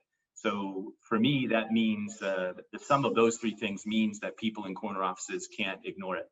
And I think that as I said, the more sophisticated supply chain professionals will, yes, want to get their company on the right side of current events, but will be, let's say, farsighted enough to know that there's something else on the horizon. I mean, who would have ever predicted what happened in Suez? Yes, South China ports have been congested in the past. It's almost a seasonal rhythm to that, but nothing like what we're seeing now with the COVID driving the impact in the Shenzhen ports. And simply, people that live in Seattle are not used to having their news as they are these days. So I think this is such a material and enduring impact that I think the future supply chains will have to have some contingency for it. How far into their supply chain they factor the contingency will vary depending on the company and the business segment. But yes, that's why we think it'll be a permanent feature. Okay, no, I appreciate that. There's a bit of a devil's advocate question for That's you. fine. That's fine. And I guess key to your messaging around that will be the partners that you rely on. So the ports, the onward carriage, whether that's by road, by rail. I mean, are you kind of seeing greater collaboration there so that we can take advantage of this fact that the alternative is now becoming a lot more marketable? It varies. There are some that in the discussions, while very empathetic, it is, when you boil it down to its elements, this is an unfortunate situation. We appreciate your working with us through it. Then there are other discussions where they and we recognize that it's a unique pairing, and then the discussion can talk about what do we do to do more of this? What do we do to make sure in the new normal some of this remains as it is? Some have more latitude to talk about new ways of doing things. Some are instead working their way through the current scenario with an intention to return back to the old way. And I won't award any points for letting you know which discussions we find more energizing and more worthwhile. So it varies. It varies. Yeah. No, I quite understand. So, Jack, your sound is kind of going a little awry at times. I'm not sure if your earphones kind of running out of juice, or might just be the movement of your head when you speak. So a couple of questions we've got coming through from the audience. First one, I'll cover from Paul Miller. So his question is really about Westwood. Are your vessels of combination container and break bulk? And can you give a little bit more in terms of how your business is split between the two categories, if indeed it is, and maybe just some insights into anything that you're seeing changing the way that your business is operating? Obviously, you have a lot of history on this market. Has there been any developments there? So I apologize for the sound, and I'm deadly afraid of taking my earphones out because I don't want to make it even worse. So I apologize, and I appreciate the patience. But our vessels are a combination of containers and bulk, and then catering to those two segments also allows us to cater to out of gauge and project cargo. So we serve the non-containerized business both inbound and outbound, and the vessels have their own gear. We're happy to use, of course, shoreside gear as well. And then yes, we do have containers moving through the Pacific Northwest and Northeast Asia. And I will say that our size is something we're very comfortable with. 2,800 TEU vessels right now can fit well in between others in available berth space with large terminal operators, but we also have the ability to then call small terminal operators without draft concerns, without air draft concerns, and be able to discharge cargo at a different port on the map that still meets the client's needs, not as a cut and run, not as a dump and go, but instead as an alternative that clients are finding more interesting than updates about how long the vessel will be at anchor. In terms of the change, then unlike any period I can recall, we have had clients call us. I've been in country management and line management, but also sales management roles. And it's a rare moment. Sure, a client may call and speak with you about increasing business with you, but to have a client call that you don't even have a code for in the system is unusual territory to be in. And we have had that happen. It's very gratifying. We have had that happen, and then to have them stay is even more gratifying. So we've seen that with shippers associations. We've seen it with online retailers. We've seen it with a Midwest auto manufacturer. We've seen it with another auto manufacturer. In fact, asking, are we interested in establishing a business relationship? So that's been a change, I would say. Yeah, and a welcome one. Certainly. Yeah, absolutely. Alternative. Yes, I think maybe we look for upsides from what we've been through. Sometimes adversity brings out creative or innovative thinking, different ways of doing things. So that's interesting to hear. So, and linked to that, a question that we had regarding, you talked about the bullwhip plus effect that we're going through at the moment. Are you sensing that the supply chain planners that you work with are kind of changing the way that they look at their inventory? Kind of, are they maybe compounding the restriction of throughput as a result of this happening at the moment? And where do you think that's going to lead? I think we should all believe it when we see it, but I think there will always be the inventory cost pressure weighing on supply chain managers. But I think vividly in memories, both for those supply chain managers, but also for those responsible for the consistent production of a line and the outbound logistics of getting products to market. The memory of not having product to meet demand, I think will also weigh on supply chain managers. So I think perhaps there'll be we will not replace just-in-time. We won't see just-in-time go away. Just-in-time still has a great value, but I think there will also be scenarios about just-in-case. And that may involve nearshoring. It may involve different inventory levels, because similar to what we see in the beer game, yes, there's a cost to having inventory on hand, but there is a much higher, in terms of multiples, cost higher to not be able to meet client demand. There's science that talks about bad being stronger than good by a force of 5. And I think that not only applies at home or through a customer experience, but also applies to business-to-business experiences as well. We've probably all experienced that,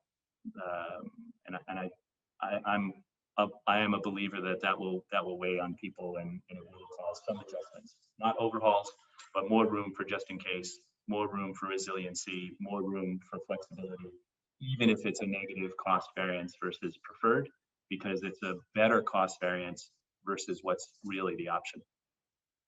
Yeah, and I can see this becoming it's a competitive advantage for organizations that can kind of demonstrate they've brought that into their planning, their supply chains. It really will help, I think, in long-term, their long-term business and relationships. So I think it's going to be an interesting change to a lot of the way business is done with international trade. And I think generally for the better. It's not a race to the bottom. So one last question for you, Jack, is around, and forgive me, I'll have to read this one verbatim. It's from Paul Miller. Any thoughts on the possible amendments to the Jones Act as being discussed in the US Congress with respect to Alaska cruise trades? Might these amendments be expanded to freight business? The most succinct and relevant answer I have is I don't know. That's it's outside my circle, but I think we have all seen Jones Act discussions come up, sometimes advocated realistically, sometimes endorsed by a gadfly. Of all the things that we need to address, this may not percolate to the top. So the first part of my answer was probably the most relevant. I truly don't know. No, but that's fine. Thank you. I think we might kind of try that as well with our next speaker as well. And I would like to thank you for your time, Jack. I'm going to now move on to our third speaker in this section. Delighted that we have Peter Xotta joining us. Peter, as I'm sure many of the people joining know, is the Vice President, Planning and Operations at the Vancouver Fraser Port Authority. So Peter is responsible for the port's long-term planning, land and marine operations, security, trade, development activities as well. He's been with the the Port of Vancouver for 15 years and during that time held diverse portfolios from business development to leading strategic port projects. And Peter's currently leading the Port Authority's Gateway infrastructure programs, as well as the funding of those, looking to better facilitate trade through the Port of Vancouver. Peter also leads the port's data capture and supply chain visibility work. So I'd also add that Peter is a former chair of Canada Place Corporation, which is a wholly owned subsidiary of the Vancouver Fraser Port Authority. So Peter, delighted you can join us today. You are, again, where you started with a port operator, we're now closing with one as well in this module today. Delighted to have one of the major ports in Canada after listening to Houston earlier from the United States. So I'll hand over to you. Thank you very much, Andrew, and to you and to the association for including the Port of Vancouver in today's discussion. As you mentioned, my name is Peter Xotta, and I'm pleased to be here, obviously representing the Port of Vancouver, but with some of our service providers and partners who deliver service in this gateway. We appreciate all that they do on a day-to-day basis, but particularly over the last challenging number of months.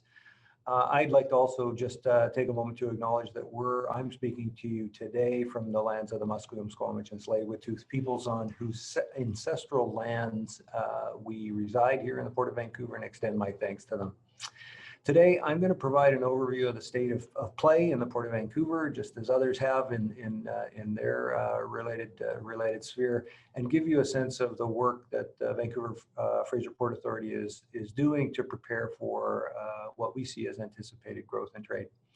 Really simply, a couple of key points. That the Port of Vancouver is an engine for the country's economic recovery through pandemic, not just in the short term, but investments in transportation, deliver enduring, strong, trade-enabled, and sustainable growth. And a message I think as logistics tacticians and professionals is something that should be top of mind for all of us when we're talking to folks in public policy. This is a role, obviously, the Port of Vancouver is taken very seriously, and in my capacity particularly, but it's a role that ports play generally. And so, you know, that they can be really good catalysts for both short and long-term recovery from events that are going on around us. Building resiliency in our supply chain is obviously key. I'd say certainly on the West Coast ports, Vancouver included in that. This is underscored, I think, by Jack's presentation and the volatility that we're seeing characteristic in supply chains through the pandemic. I'm going to highlight today infrastructure projects that we're working on to build first and last mile resiliency. Very important projects. They've been underway for some time, but the last number of months have really underscored the importance for us to move forward with those and continue with them.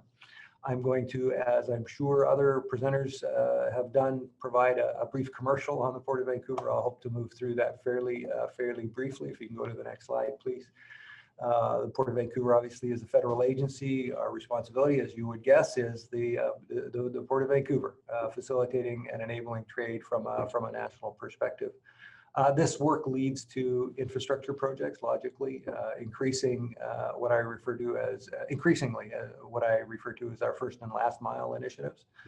Running a suite of environmental programs in part to create the conditions for investments to occur in the gateway, but also increasingly to respond to concerns around the impacts of port activity. Again, something that I think is very common in port, particularly urban port jurisdictions where we're dealing with folks who maybe have different ideas of what should happen adjacent to their properties.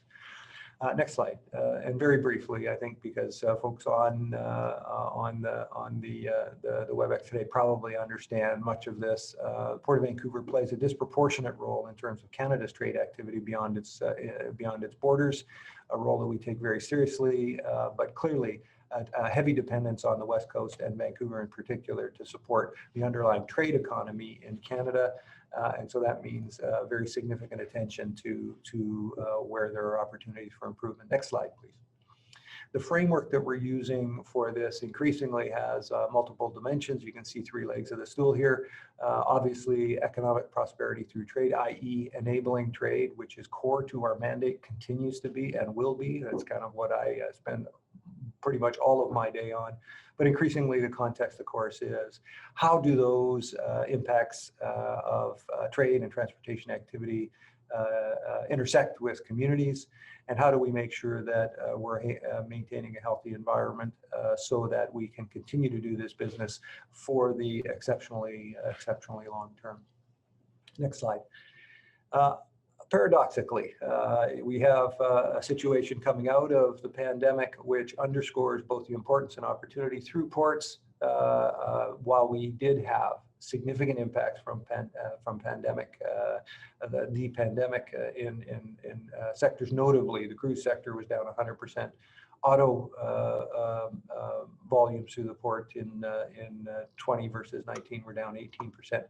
But new records were set in the shipment of grain, up 28%, potash up 11%, and containers, when it was all said and done, maybe to Jack's point about the bullwhip effect, we were actually up about 2% from 2019 and 2020. Really reflecting, I think, in part the diversity of the cargoes that are handled through this port. Next slide.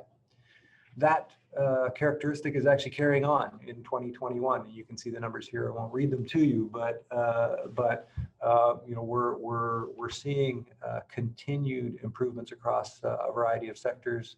Very strong growth in a couple of areas, and notably on the container side of things, up 16% from what was a strong 2020.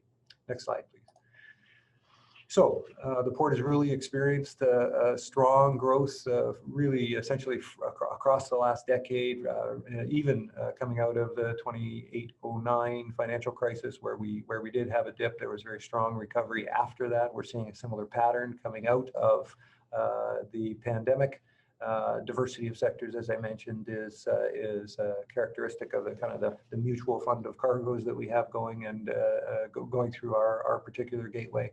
And the diversity of countries that trade really with Canada, about 170 different economies that we're shipping to from this port. So it really underscores, as I said in my initial comments, that a strong infrastructure program is really critical. Creating the capacity is really central to the port's historical and future agenda. So what are we doing? If you flip to the next slide, please. The port's strong performance through the last number of years has really just underscored moving forward with the infrastructure program that we have underway. These projects support growing trade capacity across the area, and also minimize the impacts on local communities, as I mentioned in my introductory comments. Right now, we have about $1 billion worth of projects and infrastructure underway with partners, notably with CN. So Girish, thank you. We're working closely with CN and other partners in terms of delivering a number of projects. The image that you see here is an overpass to eliminate the conflict with the rail. You can see the rail crossing just below this.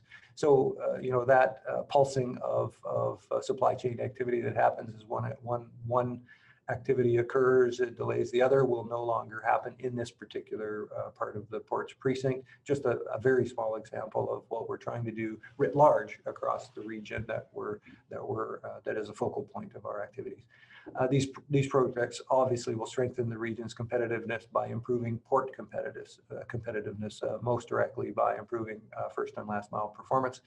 And again, a theme that you'll hear repeated by me, both that ports are critical to supply chains and to the underlying economy.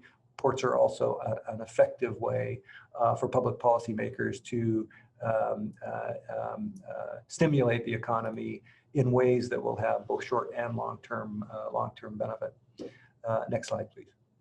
So the project that you just saw is one of a number of projects that are underway in the region. This image, I won't get into the detail of these projects, just to give you the sense that we are focused both in the area immediately adjacent some of our terminals.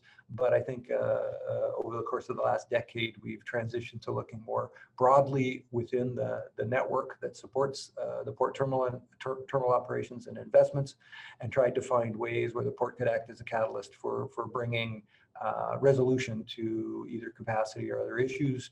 And I'm pleased to say that that is happening in a fairly profound and impactful way. And this is just the current series of about 17 discrete projects that we're working on that make up that $1 billion that I mentioned in the previous slide.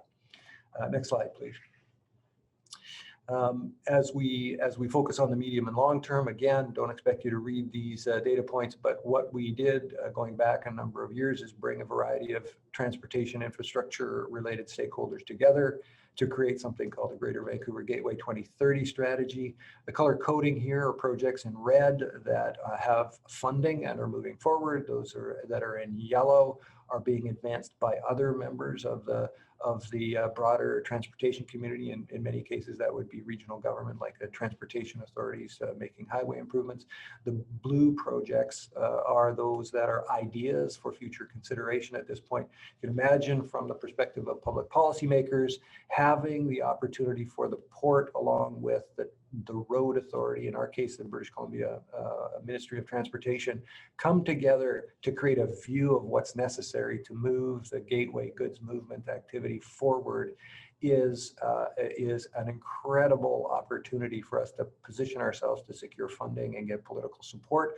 But it also actually helps those policymakers get a frame of reference around where the issues are. So we're doing some of the heavy lifting that others might be doing independently, essentially on their behalf and for our and our customers' benefit. We're in the process of updating this Greater Vancouver Gateway strategy, and it will be renamed from 2030 to 2035 with a hope that those projects that are on the wish list now start to become kind of center court, so to speak, and that we can move them forward. I expect this will be an evergreen process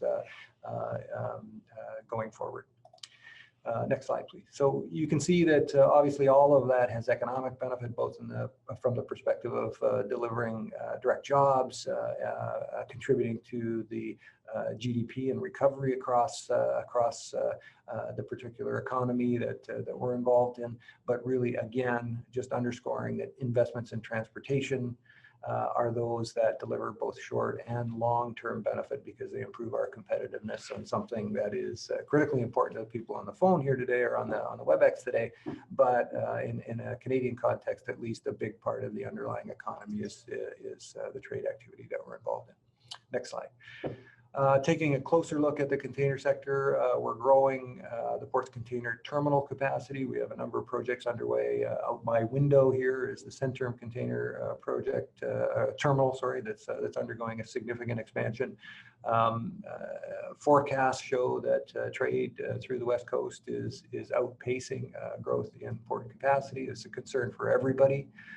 We're moving forward with a variety of projects, as I mentioned, that hopefully will close the gap between capacity and future demand.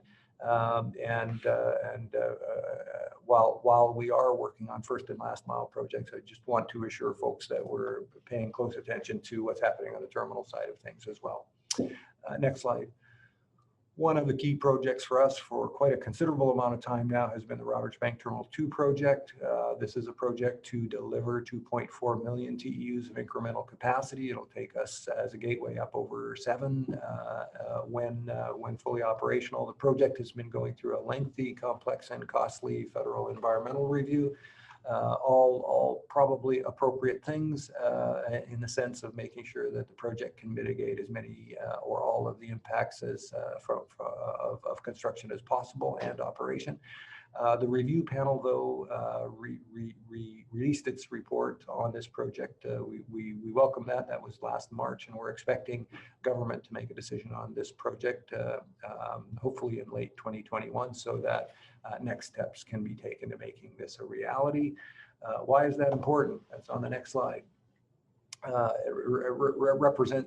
This project represents the best option for us to close the gap, as I mentioned, between what we see as emerging demand and our capacity, both ours and the northern ports capacity with respect to containers.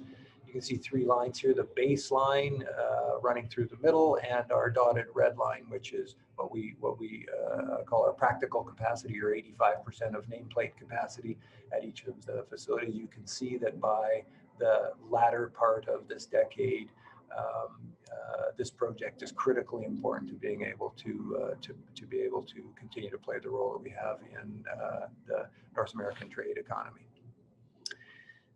Next slide after that, please. As was indicated by a number of folks, building and permitting infrastructure obviously is something that we're historically very, very directly involved in, but increasingly the notion of supply chain optimization through digital initiatives is becoming a much more prominent role and focus for the Port Authority. One of the previous presenters talked about forecasts. We are, by virtue of our role as a federal entity, have some access to information that perhaps some of the other private supply chain stakeholders might not have access to. And so we're able to, for example, develop a very accurate cargo forecast for inbound containers. Going out 2 weeks, we provide that to both CN and CP and to each of the container terminals. So that's just one of the initiatives. We're tracking the container trucks coming into the ports. 100% of the trucks have GPS. And we've got a blockchain initiative on container examination where the release process that has currently, that has historically been constrained by the release conditions and I'll call it lack of information sharing. We think that blockchain is an ideal technology to adopt here to release some available container gate capacity. So really working on things in a number of fronts. Too lengthy to detail here today. If you go to the next slide, I want to encourage folks who are interested in things going on in the Port of Vancouver to download the app that we have available for Android and Apple that will increasingly be a focus of the port through its digitization activity. We'll be pushing information, operational information, particularly out to this hub application that currently has about 12,000 regular users. And if I have it my way, we will be radically enhancing this and expanding its availability. So I encourage you to look at that. It gives information about almost in real time what's happening at our container and cruise terminals, including what's happening at road and rail in terms of the intersection of those two things at various parts of the port's jurisdiction. So in context of the advances that some have underway, like those at CN, really heading down the same path, perhaps not at the same cadence as some of those folks, but we're finding our spot, and we'll be moving and pushing harder on this space in the coming couple of years. Next slide, please.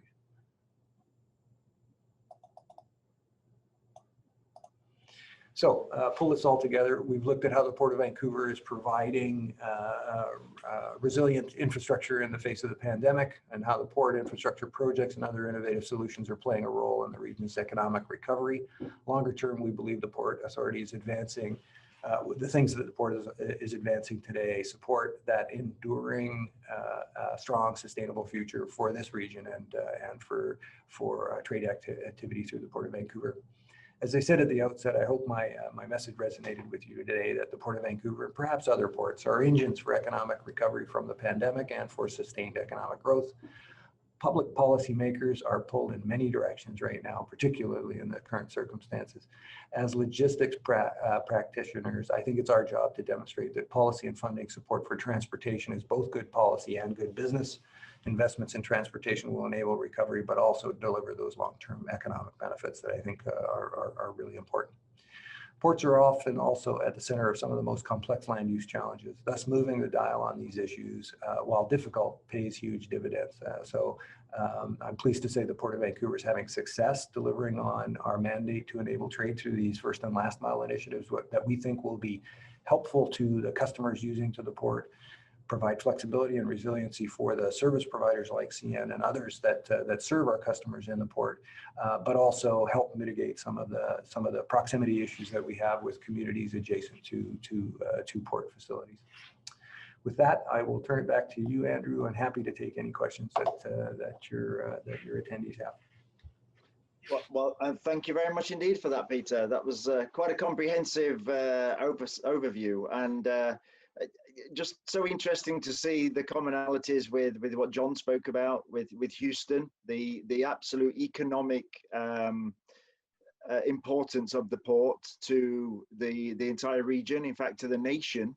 And I think one of the things we've seen themes of immediate impact from the pandemic, but also the fact that, you know, there is a longer term change taking place. And I think that's what both you and John brought out. Billions of dollars of investment, which is for regional development, and also moving towards more sustainable and a better way of actually putting our supply chains together. So, you know, I really appreciate that that talk. Now, we kind of are up to our time for our session today, but there is one thing I did want to ask you, and that is, you know, we've spoken a lot in this morning's session all about changes that are happening, how people are reacting, how supply chain is being redesigned. We've seen a lot of innovation. In your view, what are those changes, those innovations that you have been able to do, which you believe are going to continue going forward? These aren't just reactionary. These actually are going to be structurally important to Vancouver going forward. Thanks for that, Andrew. I mean, I would pick up on Jack's comment. I think that we've seen, you know, whether it's the bullwhip effect or just the variability and volatility of supply chains, that appears to be something that is not necessarily here to stay, but perhaps more frequent. And so the role of port authorities, as I mentioned throughout my conversation, is historically about providing physical infrastructure. And so we'll continue to do that. We need a network in the first and last mile that's built for the way that our rail operators, for example, want to run their networks. You know, a good example is just the distance between level crossings in the Lower Mainland here in the region is something around, you know, that accommodates a 6,000 foot train, and you can see both on the intermodal side of things and on the unit train bulk activities is much longer trains than that today. So I would say that continues to need attention and focus. But increasingly coordination, and this is maybe where the digitization issues emerge, coordination between independent actors in regions, particularly that have a degree of complexity like Vancouver, but I would say most major urban ports are going to require a framework for that collaboration to extract latent capacity. We have to avoid as much as possible the disruptions that are difficult to recover from, and we need to demonstrate a balance of interests being deployed in extracting that latent capacity, because in many cases it's very costly to build to build the degree of capacity that one might like to have to deal with peak events. And, you know, to quote a former railway CEO, you don't want to build a church for Easter Sunday. So I think that just speaks to the need for us as practitioners to find ways. And I think we've mentioned blockchain and other things. There are mechanisms and technologies emerging that could help us at least take a further step forward in ports, particularly where the fragmentation of interest often leads to a discussion around winners and losers, and we can't do that. We really have to find different paths forward. And pleasingly, I would say, in our case, and our shareholder, which is Transport Canada and the Government of Canada, they're understanding that and supportive of port efforts, at least, to wade into that space. Well, and thank you for that. And I'm sorry that we've really run out of time to ask you any of the other questions that we've started to get coming through. But what I might ask, Peter, is if you could look at those offline and provide feedback on those points. That's probably my poor time management. So apologies to you and for the rest of the delegates. But I would like to kind of now wrap up this module. We'll continue on again at 2:30 Eastern time for the fourth and final section of our conference. Thank you again to all of our speakers. It's been a fascinating event, and this has been recorded and will be available for view. The last thing I just say is a final thank you as well to the sponsors, both CN Rail and Girish obviously was one of our speakers, CP Rail, the St. Lawrence Highway, Port of Montreal, the Port of Vancouver. Peter, again, thank you. On Track North America, Landline, and the Railway Association of Canada. So thank you all very much, and we'll let everybody take a break before we reconvene for the following session this afternoon. Thank you all. Thanks, Andrew.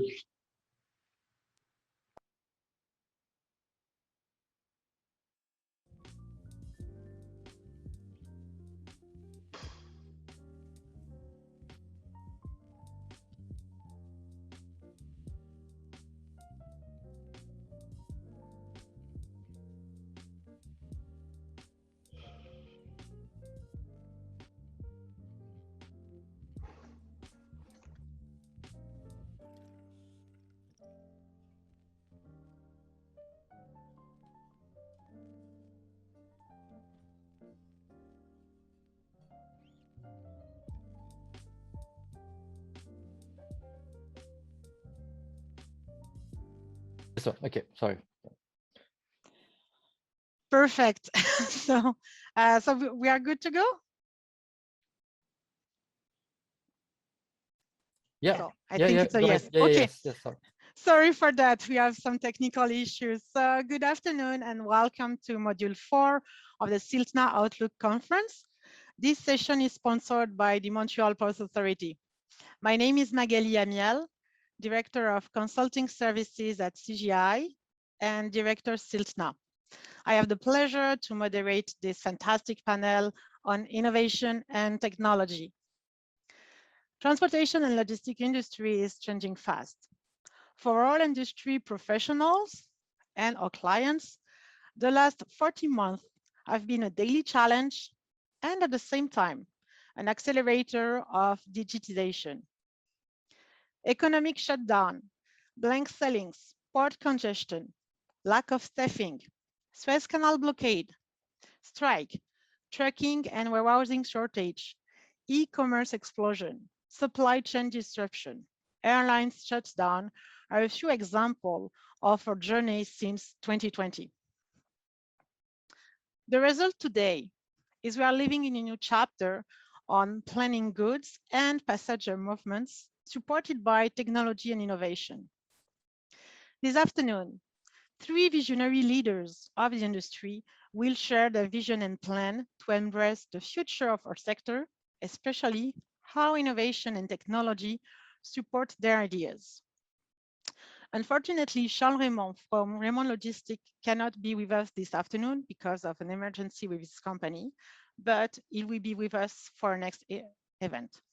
So it's a good news for the speakers because they have more time to present. So they have close to 25, 30 minutes for doing their presentation.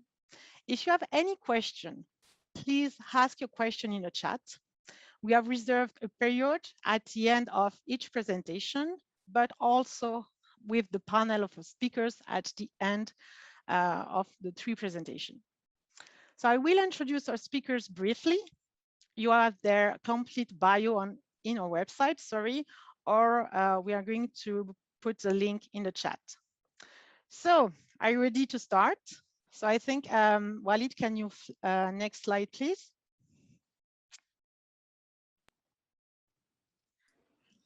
So our first speaker is Hans Moonen, Vice President Smart Logistics at CGI Netherlands. So first of all, and thank you very much to be with us this afternoon, because I know it's at night for you. I met Hans 2 months ago when I joined CGI, and I'm really impressed by his expertise, experience, the project that he's working on, and also the vision that he has for technology and innovation. So, Hans, Once again, thank you to be with us, and the floor is yours. All right. Well, thank you very much for this introduction, Magali. Could you proceed to the next slide, please? Yeah. So, well, actually, I just got a question about. So actually, what I'm going to talk about is some examples from Europe's largest port, and that's actually the port of Rotterdam. Actually, you're looking at a picture here of the city of Rotterdam. And actually, the interesting thing is that looking at the sponsors for this event and all the logos that I saw the Port of Vancouver and the Port of Montreal. Well, if you go again so far to the east as from Vancouver to Montreal, you'll end up in Rotterdam. Although for you it might sound further away, it's not that much further away.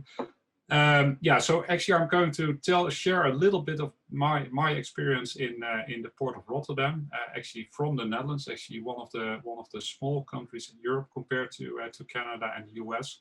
Well, actually it's a very crowded country, and due to the fact that it's so crowded because we have 16 million people. And if you cross the border, you end up in Germany or in Belgium, and then in France. So you'll see that whole Europe is pretty crowded. And actually, the port of Rotterdam is one of those major ports where we see a lot of the import streams and the export streams going to the rest of the world. So actually, the story that I prepared today, you'll see a brief agenda on the next slide. Is first a little bit a story about, well, what is the port of Rotterdam? How big is it? What kind of port are we looking at? Then I'm going to tell you about 3 projects that I've been working on in the past couple of years myself, especially due to the topic of this conference, so innovation in logistics. Actually, the first example is NextLogic that I'm going to talk about. I'm going to tell you more about that, but that's focused on barge shipping. The next example is about container level ETAs. So actually estimated time of arrival for dedicated containers. I'll tell you more about that later on. And the last thing to talk about is the impact of autonomous shipping. So actually growing autonomy in maritime technology, and the question, how is that impacting the maritime ecosystem and the port ecosystem? So actually that's the topics for today that I would like to cover. So I'm happy that I got a little bit more time because, well, I prepared quite a bit of slides. But let's start. So can you move on to the next slide, please? Oh yeah, well, this is a short bio about myself. Actually, I think that this was also on the website. So actually, probably good to tell that I combined 2 jobs. Actually, I work at CGI in a role of expert in the field of smart logistics, and next to that, I have a 1-day-a-week position as assistant professor in the University of Twente. That's actually one of the 3 Dutch technical universities. Well, you can read the rest here. So not so interesting for now, I think. So let's move on to the next slide, please. And one more. So a little bit about the port of Rotterdam. So actually, the port of Rotterdam, you'll see. I told you it's a small country, and especially in a small country, I think it's from the coast to Germany. It's 150 kilometers. But if you look at the port of Rotterdam, it's 42 kilometers long. So it's really a huge port that we look at here. And if you look at the part that you see at the left, actually that's newly constructed port. Actually before 30 years ago, that was sea that you're looking at. So it's actually referred to as the Maasvlakte. It has been constructed out of the sea. You'll see a lot of new terminals, and especially very deep terminals with 24-meter water depth that you can have there, focused on especially on containers. What you also see here is actually you see that this port handles a lot of containers, but there's also a lot of chemicals and energy that you see here. And actually that's one of the big challenges that the port authorities have, because, well, somewhere this is going to end, whether it's in 5 years, in 10 years, or in 15 years. Well, oil is going to get to an end somewhere. So actually, the port is preparing for this big change. Well, well, actually, I'm doing a lot of projects, especially in the field of logistics, so I'm not so much touching upon that. But well, this gives you a little bit of an impression on what the Port of Rotterdam is. If we move on to the next slide, you'll see some numbers. So you see also, for example, it's we're close to 15 million tow a year in speaking in containers. It's around close to 30,000 sea-going vessels a year that you have visits, and close to 100,000 inland vessels that visit the port. You'll see also where the port competition is. So basically you see that on the map on the top, and you see a lot of where Rotterdam points out as #1. So the biggest in Europe. Well, actually until 15 years ago, it was the biggest in the world, but well, we know what happened was globalization and was the role of China, of course. But so in Europe, it's still the biggest port. So let's move on 2 slides to the next example. And the example that I'm going to talk about is NextLogic. And what is NextLogic? NextLogic is a neutral third party focused on the optimization of container barges. And what is that? Well, actually, if you look at containers, I just showed you the number, so it's close to 15 million tow a year that comes in. Well, actually, some of those, a big part of those containers are transshipment containers, especially because of the fact that Rotterdam is such a deep port with such a water depth. You see that those big ships nowadays visit Rotterdam frequently. And especially smaller ports in Europe cannot be visited by those big ships. So actually, you see a lot of transshipment there. If you look at hinterland transportation, so basically containers going back and forth to the hinterland, you see that around 40% of the transport there is done by barge. Actually, there's a lot of waterways actually in the Netherlands. So you see, when you look here, the blue line that you see, that's actually the River Rhine going to Germany and then to Switzerland. Actually, it's the biggest river, but well, we have some other rivers also. The Maas, the Meuse going into France. You have the Schelde going into Belgium and then into France. So you have quite some and a lot of inland waterways that you don't see in this picture. What is happening there? So actually, quite a volume goes with the modality barge. Well, every day we have around 60, 70, 80 barges going back and forth through the port, visiting all those terminals. And actually every barge on average has to visit 6 different terminals or empty depots. And basically the way that was organized until recently was that this was done with a lot of phone calls, a lot of emails, and a lot of manual work. So basically, there was a plan made before, but in fact, well, you had a lot of effects that once one ship was late somewhere, so it was blocking another ship. You got late at your next destination. So actually, there was really a lot of waiting time in this case. And actually, at some point, so actually we saw ships that had to make a rotation through the port, and it took 2 days, 3 days to get through the port to load and unload around 200 containers, and that's a lot of waiting time that you lose then in the port. So basically, at some point in time, actually after a couple of research projects before. Port authorities said, well, we're going to do something else. We're going to start a project where we have container terminals, barge operators, we have the port authorities, we have customs, we have all those depot operators, we have also the seagoing carriers involved, and let's together decide how to solve this. And actually what we ended up with here is, and please move on to the next slide. You'll see how that works. What we looked at is, well, actually, what is the problem that we're trying to go after here and what we're trying to solve? And actually, we ended up with a design where we said, well, you should have a neutral third party that's going to organize all those barge visits. And I'll show you in a minute how that works. But basically, I'll show you this slide before because it shows what we did actually. So actually, we started off by, oh, next slide, please. Oh, no, if please go back. Yeah, this slide. Well, what we did is actually we first, before we made designs how to do it, we looked at what's in it for the different parties.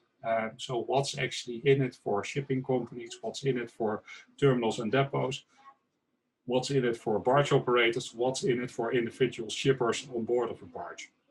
And actually it ended up that they all have their own objectives. They all have their own targets. For example, a terminal and a depot, well, they do not really mind which ship is handled at what point in time, as long as there's, at the moment that they have a crane ready and that they have personnel reserved there, that some ship is laying there and that some volume can be handled there. So basically they said, well, we do not mind whether shipper A or B or C is going to be there at Monday at 9 o'clock, as long as there is a ship at Monday at 9 o'clock, and also one at 10 and also one at 11. So that was actually one of those things here. For a barge operator, on the other hand, they were saying, well, I don't really mind what's going to be the rounds that I'm making, whether I'm first going to terminal A, B, or C, or we do it the other way around, as long as I'll be out of the ports at a time that I expected before. So as long as my total waiting time in the port is minimized. So basically what we ended up here, and now you can move on to the next slide, please, is what we ended up here is that we said, well, we'll start this neutral third party, and this neutral third party is now called NextLogic. Is organizing this central coordination of all those barge visits. And it does so by getting information from the terminals and the depots about their available capacity. It does so by getting information from the barge operators about the calls that they have to make at the different terminals. And actually it combines this together with information about containers to load and to unload. To make a plan how to do this execution of this barge rotation through the port. And actually, well, what you'll see here, it's you see also that we use all kind of real-time status information coming from AIS, from GPS, where you have more detailed information, because, well, you can have a perfect plan, but when executing the plan is always going to be different. So basically, we have a plan, but the plan is also continuously replanned and shuffled throughout of time. But basically, this is more or less the way how it works. There's one important side effect of this is that now we start to share information about containers to load on a particular barge, on an import containers to load on a particular barge, a week before the actual visit of the barge. And the big benefit of that for the terminals and the depots, or especially for the terminals, is that the terminal can use this information in their stacking process at the terminal. Because instead of just having a request for some container, now you know a week in advance that a barge operator is going to transport it next week Wednesday. And then Wednesday can become Tuesday or Thursday, but then still it's not going to be transported tomorrow. It's not going to be transported by road or by rail. It's going to be transported most likely by barge. And that's also, it's also boosting the information quality, and therewith improving the processes of those terminals. So basically that's more or less the way it works. Can we move on to the next slide, please? So basically what you see here is actually we made this design. We ended up selecting a party to construct this planning system. It's built by Quintic, one of the providers of advanced planning solutions. And actually you'll see here that the go-live is scheduled for late summer this year. And actually at the moment we're doing a first real live pilot. We did a lot of simulations already, and actually from those simulations you see that especially for barge operators, the port stay of barges visiting the port and doing this rotation, that goes down by around 30%. So it's pretty amazing, especially if you know that in this so it's now 70% compared to 100% before. But a lot of this time is actually you also have times that you cannot cannot reduce. It's especially waiting time that has been reduced, because the sailing time that's not going to be changed in this case. On the terminal side, you see that actually the utilization of the cranes and the personnel is higher than it was before. So that's also a positive side of this. So basically, what you see here, well, all those names won't tell you anything, but it's around 80% of the market volume that we're speaking about now. So it's almost all terminals and depots. And it's a big percentage of the barge operators active in the port of Rotterdam. So please move on to the next slide, and actually I'll include the link here also where you can see more information. There's also some movies there, and actually most of the information is also available in English there. Then another example, and actually this is an example of a project that I'm involved in myself at the moment as well. So it's around container level ETAs. It's not focused on barge. It's actually focused on trucks, but also partially on barge and rail. Actually, it's a project focused on the fact to get earlier, better information about ETAs of containers that are going to be unloaded from ships. If we move on to the next slide, you'll see what I'm speaking about, because, well, what you see here, actually you see a picture of one of those big container terminals in Rotterdam at the Maasvlakte, and you see that actually we have those three modalities for hinterland transportation. So you have rail, you have road, and you have barge. Barge accounting for around 40%. Truck for around 40–45%, and rail for 15–20% more or less. So that's basically the split that we're speaking about here. What you notice is that if you look at hinterland transport, we have quite some companies that are active in both trucking as well as rail or barging. And what you see is that, especially if you have containers that have that have priority in the hinterland, that have to be as soon as possible in the hinterland, you see that they turn to a truck transportation. And now the thing is happening, that what we'll see is that, especially if you move on to the next slide, you'll see the problem. And actually, well, if you look at the name of the ship, you notice a different problem actually, but that's solved fortunately enough. But what you'll see is that a lot of those bigger vessels that you see nowadays, so actually those 20,000 TEU and larger ships that you nowadays have, they have port stays in Rotterdam of around 48 to 72 hours. And actually, the way that a lot of hinterland transporters work is that they say, well, actually, the moment that this deep sea ship is departing again, so actually the estimated time of departure of the sea ship is the first time, is the time that we for sure know that the container will be offloaded from the ship. However, if you look, you'll notice, because they offload thousands of containers, but if you look, if you have information before, well, a lot of those containers, especially with such long port stays, have been offloaded way earlier than the estimated time of departure of the sea ship. However, this information is not shared. So if we move on to the next slide, you'll see a couple of things. Well, actually, you'll see that actually all those ships are offloaded according to a certain plan, because those ships, well, they have the so-called bay plan, where you know exactly where the containers are located. They provide the terminal so-called move instructions, where they know what containers to unload from the ship and what containers to load. And actually, the container terminals make a plan out of this, incorporating the number of cranes that are going to apply to this ship. So whether it's going to be unloaded by 3 or by 4 cranes.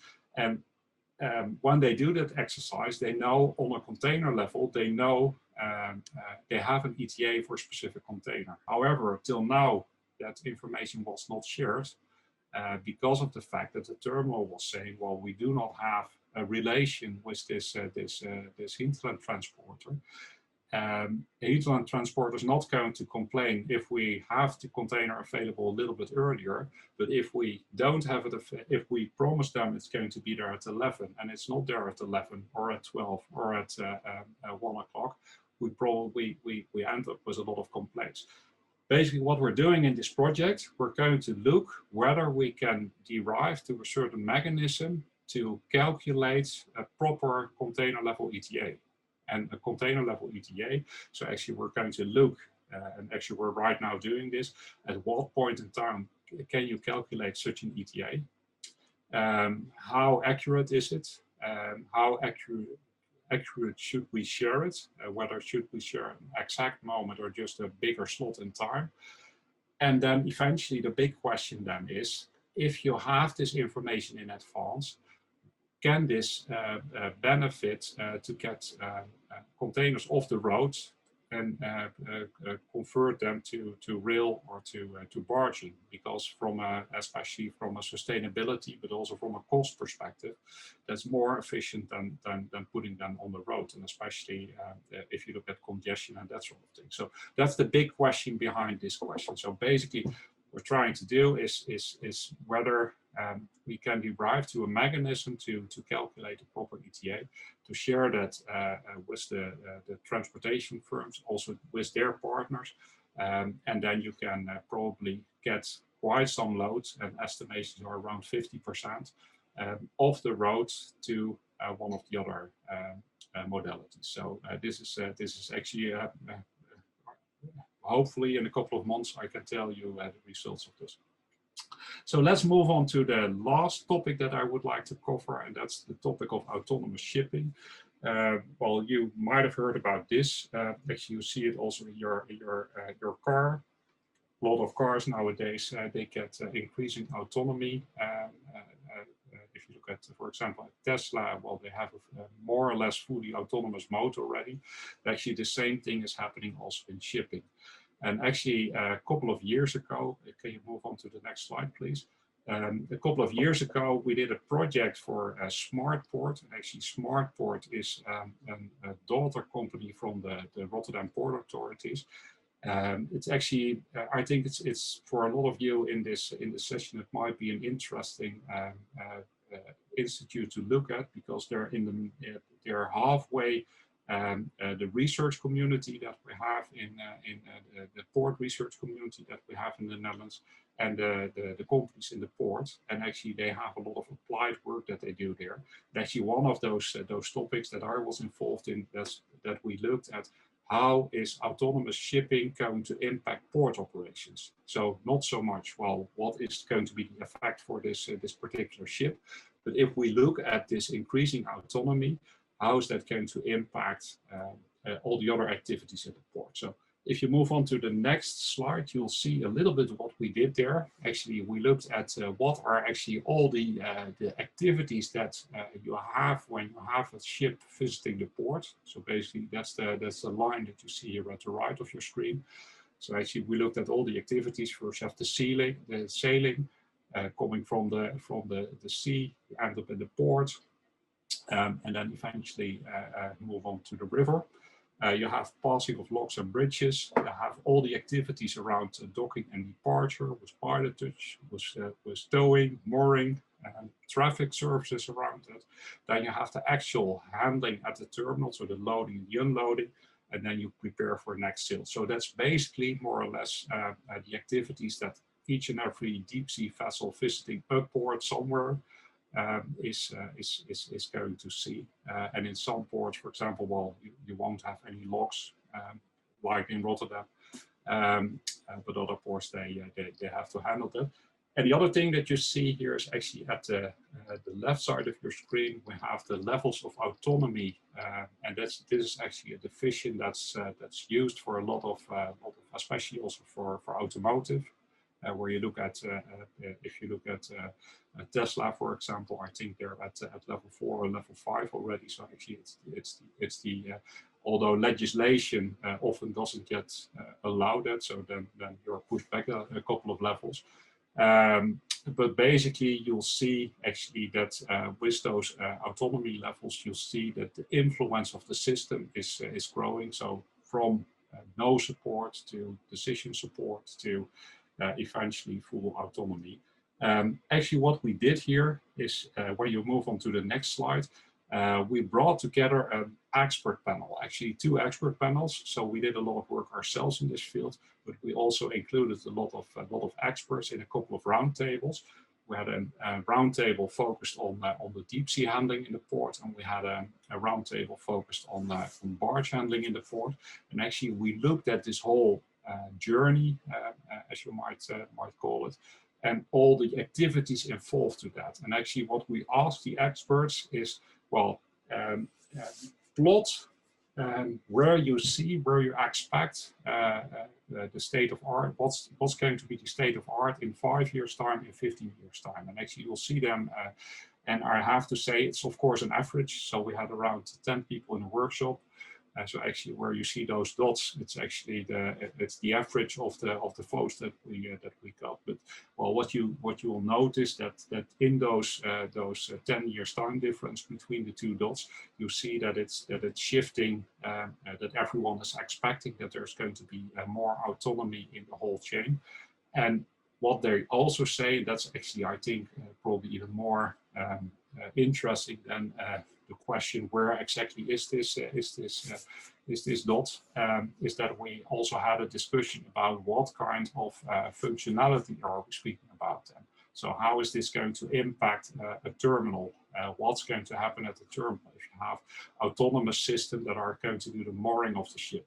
So instead of the very manual process that you have nowadays. Where they start to look, can we do something with a big magnet or something like that. So actually, we included this into, actually we summarized this in a white paper. It's around a 30-page white paper. If you go to the next slide, you'll see the front page of the white paper. And you'll see also a URL here where you can download this publication. So it's 2 years old. And actually, as I said, smart port, well, you'll see more actual topics in the field of ports there. And actually, a lot of those documents, I'm not sure whether it's everything, but a lot of those documents are also published in English and available in English. So if you'll go there, you'll see this is actually the 2 most recent ones. One looking at digital booking platforms, also actual topic, I think, and one about wind farm decommissioning. Well, actually, at the moment, we're still building them, but they speak about the decommissioning of those farms already. So that's basically actually the topics that I was about to speak about. I'll be happy to handle your questions. And if you move on to the next slide, then you'll also see my my contact details. So in case you don't have any questions now, but you would like to discuss something later, well, please feel free to contact me through email, LinkedIn, or phone even. That's we'll be happy. That's all right. Thank So you. I think Magali, I used a little bit more time, but well, actually you allowed me. Yes, you are allowed, no issue at all, and it was really, really interesting. You know, I think when I saw all the jobs you did, it's amazing because it's right now all the questions that we have here in Canada, and I think some of the attendees today look with big interest your presentation. But thank you very much. And we have one question, and I will give the opportunity to Paul Miller. So I think what I do this afternoon, because we have one speaker is missing. So Paul, if you can turn on your camera and your micro and ask your question directly to Hans, please.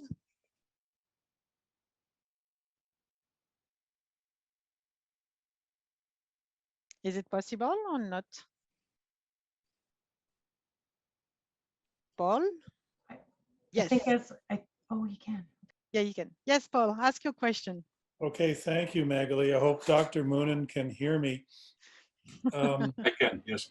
Very good. Dr. Moonen, an excellent presentation, a lot of ground covered and a lot of really interesting concepts. I'm particularly interested in the notion of container level ETAs. And I wonder, is it under development that the smart ways system would actually be able to reach into the operating systems and the operating plans of the various carriers to be able to pull out information like, this is what we thought was going to happen yesterday. Now we have a weather disruption, so we're going to go in and manually enter a 24-hour delay. Is that proposed to be sort of a direct link directly into the operating systems of the carriers? Yes, yeah, well, a very good question. Thank you very much. Yes, what we're doing is actually it's centered around the terminals. Because, well, actually the carriers, they provide information about how their deep sea vessels are stacked. So actually, what's the stacking plan of the sea ship? But actually, the terminal, they decide about the loading and the unloading and the order of this. And actually, what they do there is, especially, for example, in case, well, they make a base plan.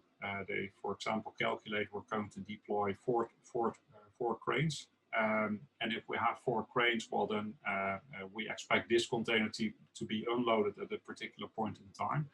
But at some point, you'll notice that, for example, one of those cranes breaks down, or a crane works a little bit faster, and the other one works a little bit slower.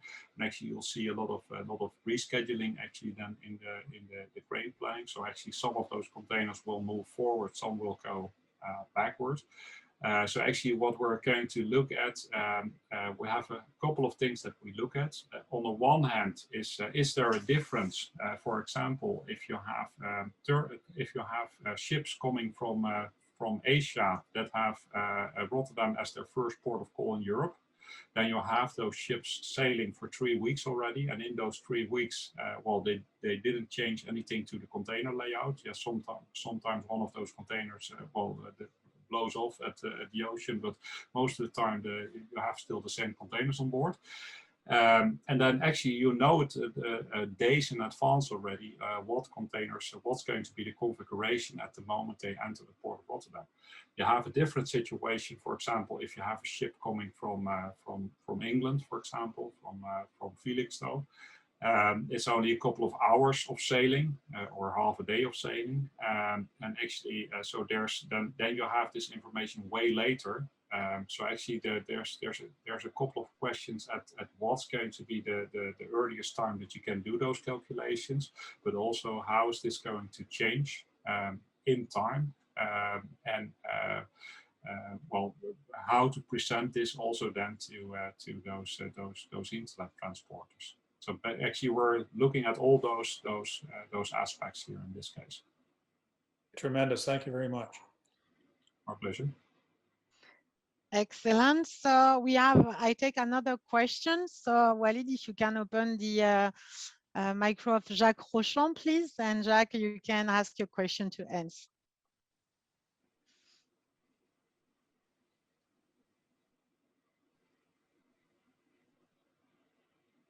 Hi, this is Jacques Rochon.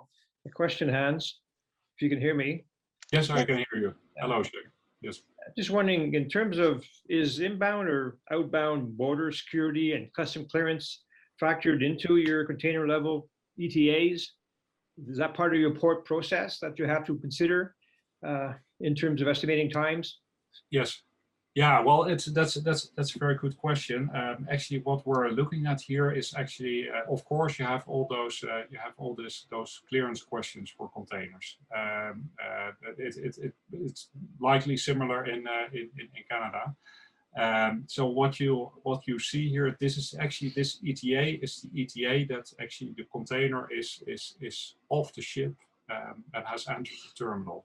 But next to that, of course, well, that's not always then the point where you can directly pick it up. So you still have this. You need custom clearance. You need clearance from the terminal or from the carrier that you can pick it up. So actually, all those things, it's not part of the ETA calculation here, but it's actually part. In Rotterdam, we have a big port community system. It's called Portbase.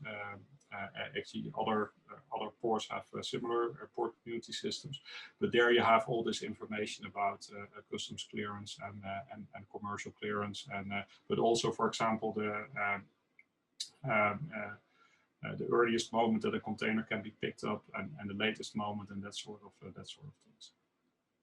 Thank you. Thank you very much, Paul, Jacques, for your question. Thank you, Hans. We are keeping the other question for the end of the panel. So now, so Walid, please, next slide. We jump to our next speakers. Yes, so thank you. So our next speakers, let's welcome Bryer Jobling, General Sales Manager, e-commerce sales strategy at Air Canada Cargo. And in my past life, I have the pleasure to work with Bryer, and you know, his project is really amazing. So I'm really glad that he's with us this afternoon. So Bryer, the floor is yours. Hi, good afternoon, Magali, and good afternoon, everybody. And thank you, first of all, for giving me the opportunity to come and participate today. It's exciting having spoken to some of the other guest speakers to be a part of the group, and I think we all have very different areas of influence. And so we just talked a little bit about by sea, and so we can talk about by air. Very quick background on me. I think that the bio is available, but you know, I have an airline background, both on the passenger side as well as in the cargo space. Prior to the role that I'm in now, I was responsible for moving the mail across the global network. Air Canada moves a significant amount of mail internationally, and so it was a good segue into my current role as the GSM for ecom.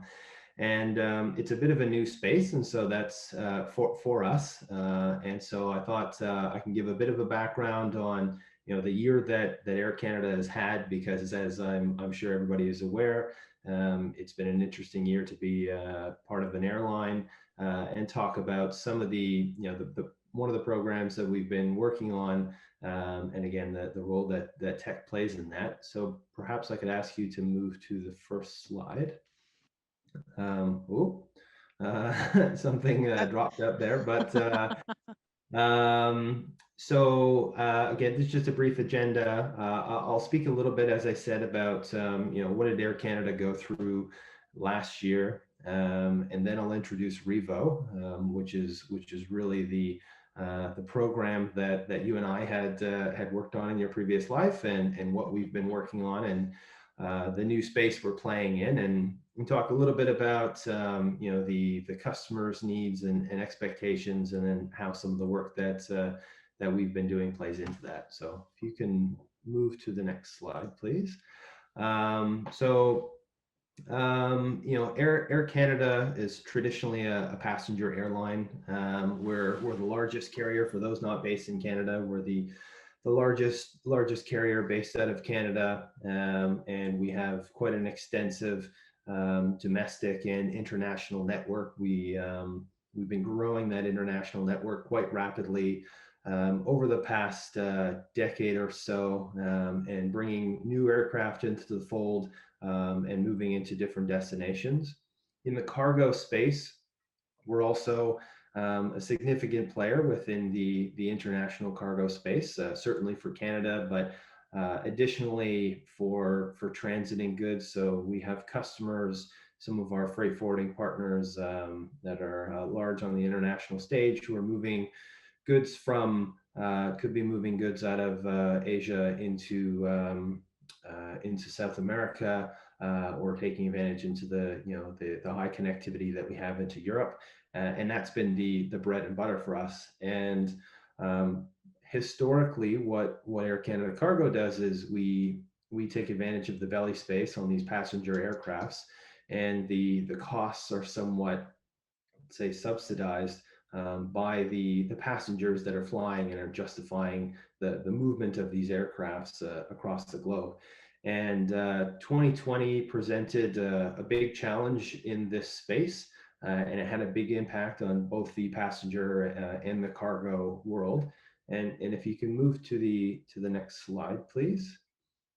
So very high level, it really is the tale of two different compartments. And so these show some of our numbers. I believe we're looking here at Q4 which really highlights it's a big period for us both on the passenger side as well as the cargo space. And while the overall annual impact is a little bit less in 2020 because the pandemic didn't really take hold until kind of March, from a passenger perspective, revenue was down 88%, which is significant for us as an airline, as a passenger airline. It's quite massive. On the other hand, though, in the cargo space, we actually had a banner year, and a bit of that is rising to the challenge as the needs changed in the market within Canada and across the globe. Actually, we initially started moving PPE in particular out of Asia and coming in, and we did a lot of things differently. There was a rapid demand, especially at the beginning of the year. People wanted things like hand sanitizer and face masks and protective equipment, and they wanted it very quickly. But because of the reduction in passenger flights, the capacity in market for commercial airlines was down significantly. And so we pivoted quite quickly and moved from only moving goods on our scheduled passenger flights to dedicating aircraft and moving cargo in the belly of the aircraft. And at first that started us some ad hoc flights. Then we moved to chartering aircraft and eventually got to a position where we could see the demand. It was consistent enough that we put in a scheduled cargo flight network to allow some predictability for our customers to book into that space. In addition to the change in the network, we also changed some of the hardware that we had. There's actually one of the image here is a screenshot. I believe this is of our one of our 777s. It initially was something that we were a bit opportunistic with, that we were doing some repairs and we had the seats out and decided to make them available to load this PPE into the main deck. Now, of course, there's only certain cargo that can actually fit onto the main deck of a passenger airline. We made the decision to not put boxes onto the actual seats of aircrafts because that presents its own challenges, but we removed some of these seats. And as you can see, we packed some of the main deck of our 777-300s as well as some of our A380s that were going out of Europe and have been consistently moving goods on some of these aircraft. In addition to that, it shone a new light into certain areas, I think, for the airline as to what could be part of our longer term strategy. So as I said, cargo, moving in the belly has been fantastic, but we've demonstrated the ability to pivot and to meet customers' needs in this space. And we actually happen to have a number of 767 aircrafts that were aging out of the fleet from a passenger perspective.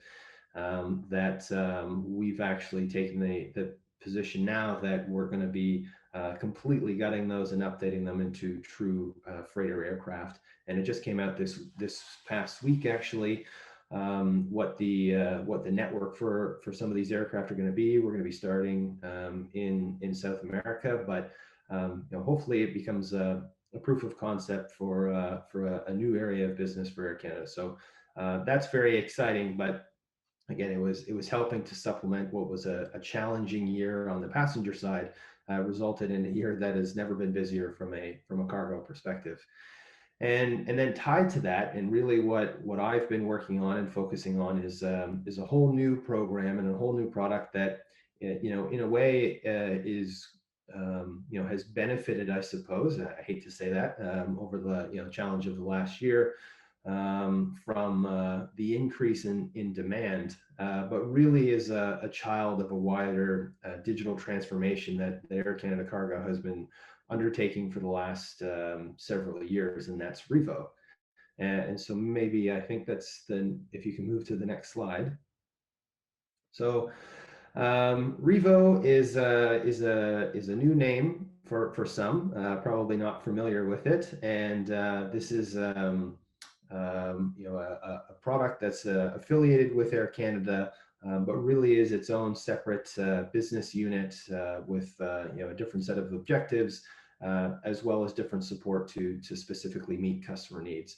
And so this is, Revo is a play on words for arrived, as well as a revolution, and it's a very different approach for us as to how we're engaging with the market. And one thing that we saw over the last year and a half was that we were getting requests from all different areas of the world as to how we could work together, and that could have been the government, that could have been some of our existing customers, or that could be shippers potentially having solutions where they're working with partners directly already.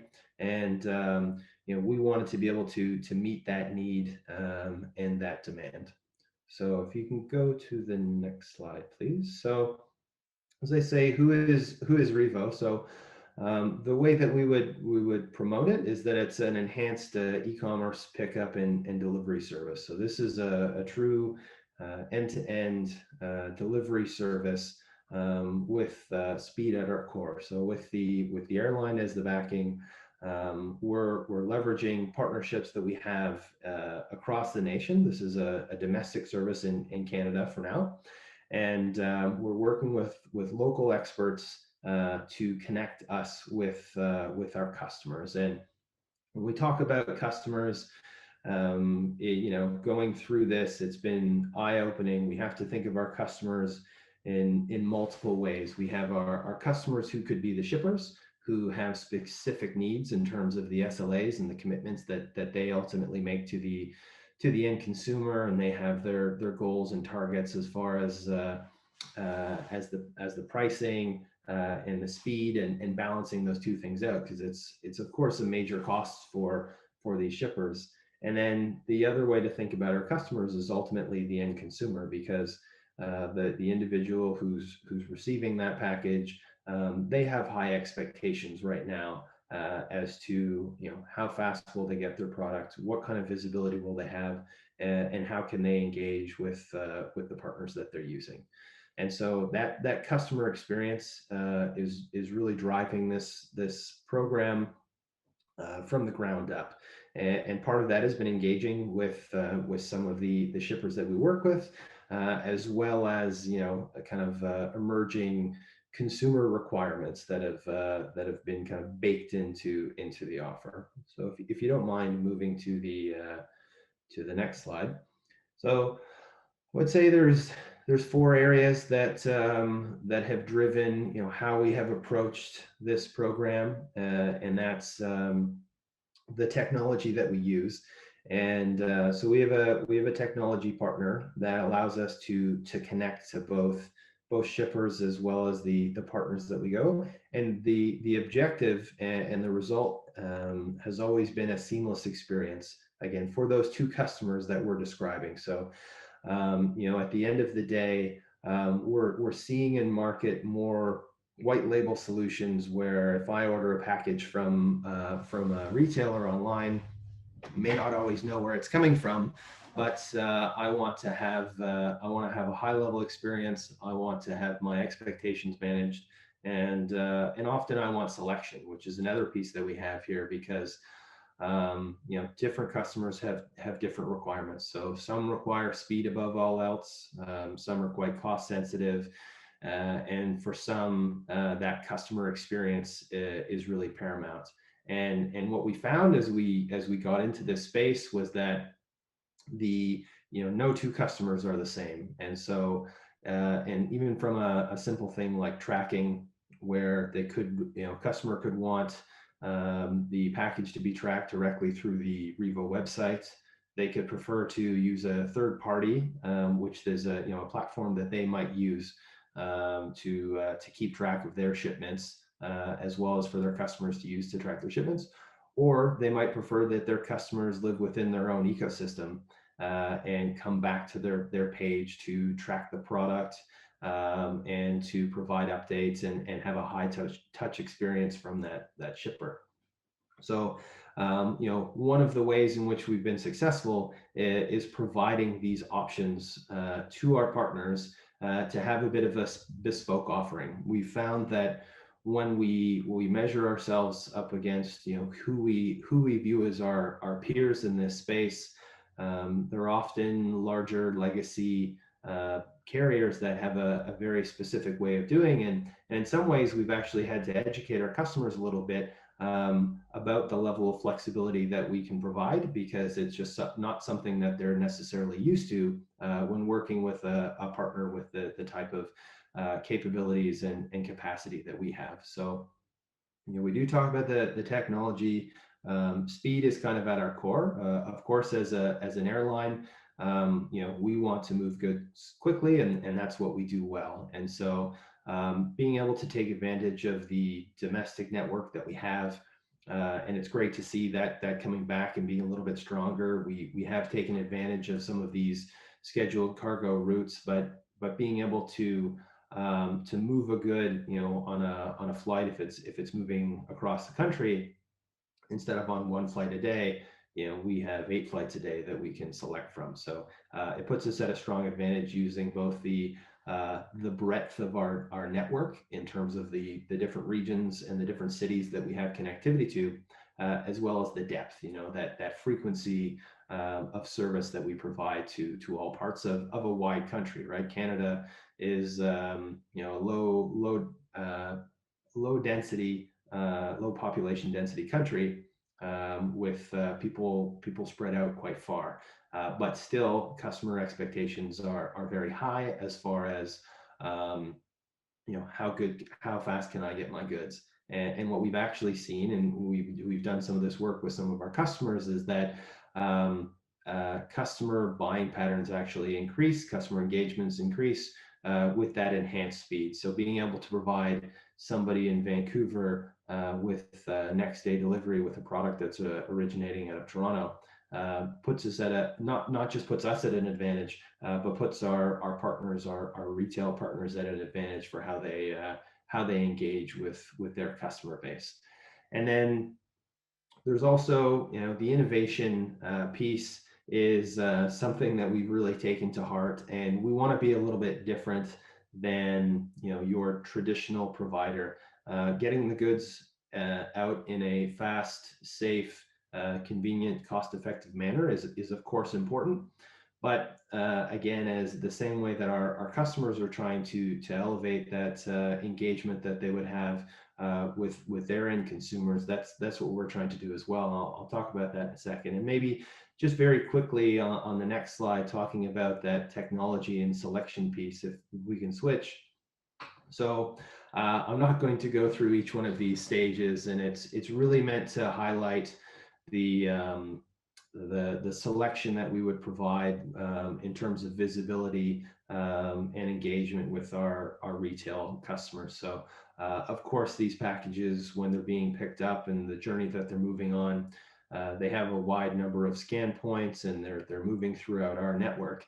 And, you know, when we talk about selection, one of the items that that we allow our customers to choose is, how do you want to communicate the movement of these goods to your customers? Do you want them to see, you know, every single scan point that it's moved from your facility to ours, that it's being sorted, that it's on the aircraft, that it's, you know, all these steps by steps, or would you like to take kind of a higher perspective and just say, package has been picked up, it's in transit, it's out for delivery today?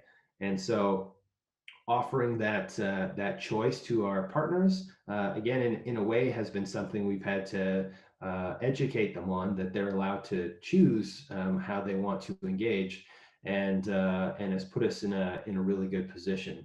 So this is just kind of one piece, but that you know, from a technological perspective, it's the APIs that we're using. It's the organizations that we've partnered with that allow us to have this high touch experience and be, again, kind of bespoke, and work with each customer individually to find out, you know, how do they most want to, or how do they best want to engage with their customer base. And then I think, you know, probably the final piece for us was, again, how do we be different, and how do we use what makes us different, aside from that speed element, to engage with our users. And if you don't mind going to the next slide, Magali. So, there are a few pieces here that I wanted to touch on, and it's very high level. And the honest answer is that these are parts that we're building into this program as we design it. So Aeroplan, again, for any of the Canadians, I'm sure they're familiar with Aeroplan, and for anybody who's a Star Alliance member, may also be familiar with it as well. But it's our loyalty program. And it's something that is a very successful part of our overall strategy as an airline. It's just gone through a bit of a rebranding process because we've widened the engagements, and we've got new partners that we're working with for customers to earn points. And for us, that loyalty program is a key part of the offering, and it becomes a tool that we can use to engage with, again, those two different customers that we see, both the retailers and the end consumer. So an end consumer, it's pretty easy if they're if we want to partner with one of our customers to offer Aeroplan points out, it's an option, that it's a lever that we can pull to increase that engagement and that activity with that end consumer. And then, the alternate is from a B2B perspective. It allows us, again, to engage with our customers, those retailers, in a different way that elevates that experience of working with us as a provider.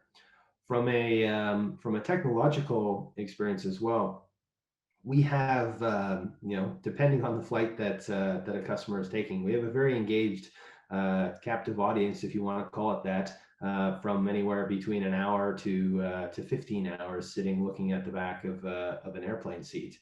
And so there's nothing that stops us from creating, let's say, a marketplace in the in-flight entertainment system to allow the customers and partners that we engage with to present their products in that system to go out and make a purchase. So if I'll give an example, I'm on a business trip, I'm flying out to Vancouver, I pull out my laptop and I sit down to start writing some emails, the power starts to go, and I realize I've left my charger at home. Well, in this scenario, you can hop onto the in-flight entertainment system and actually go through, place an order that gets generated while we're in the air, and actually pulls that out. And then you have that tied to our speedy delivery service to generate that order, so we get it moving. So potentially either delivers the next day or even that same day. And that's something actually I maybe skipped over a little bit, is one of the reasons for the rebrand, using the name, because obviously Air Canada is a very powerful name, but having this be as a separate unit, we wanted to define ourselves as an e-commerce business, as a delivery service, as opposed to an airline, because part of that technological back end support that we have, it allows us to engage not only with our vehicles, but also with ground networks to provide local deliveries as well. So it becomes an all-encompassing service, as opposed to just an extension of what Air Canada does. And that has impacted our strategy as to the customers that we work with and the markets where we're present. But it does allow for things like engaging with partners for a same-day delivery solution, even if it's within a local market. And that actually ties into the last one here as well. Air Canada is a partner with a company called Drone Delivery Canada, and they're really at the forefront of drones within Canada, and how they're used. And the best way to think of them is probably as a small airline, because what they've really done is be at the forefront of working with the governing bodies, with the not just with us, with the airline, but within the airspace in Canada, to allow for movement of drones across the country. And so while Canadians today are probably not quite ready to have drones fly into their backyard and drop off a package, you know, we're moving in that direction. As I mentioned before, we're quite a big country, so you know, a lot of the work that's being done there is with First Nations communities and some of the remote areas to provide access to you know, could be to medical goods, could be to anything, to hard to reach communities. And so all of these things are not necessarily key to the specific delivery solution that we've created, but they are very much a part of that, again, wider innovative approach to say, okay, again, what's different about us? How can we play in this new space and engage with our customers a little bit differently? And I think I may have gone. I think I used the time appropriately, so I believe that's the last one for me, and I'm happy to answer any questions that there might be. Okay, thank you. Well, thank you, Brian. You know that I'm a big fan of the program, so it's always really interesting to learn about what you want to do with Revo, and it's I think it's something really new on the market, and it's something really interesting. But thank you very much for your presentation. It was really great. So I have two questions right now. So we will open the stage for the two questions, and for the other question, we will take them at the end after the presentation of David. So Gerald Kishi, could you ask your question, please? Can we open the micro of Gerald? Yes. Thank you, Walid.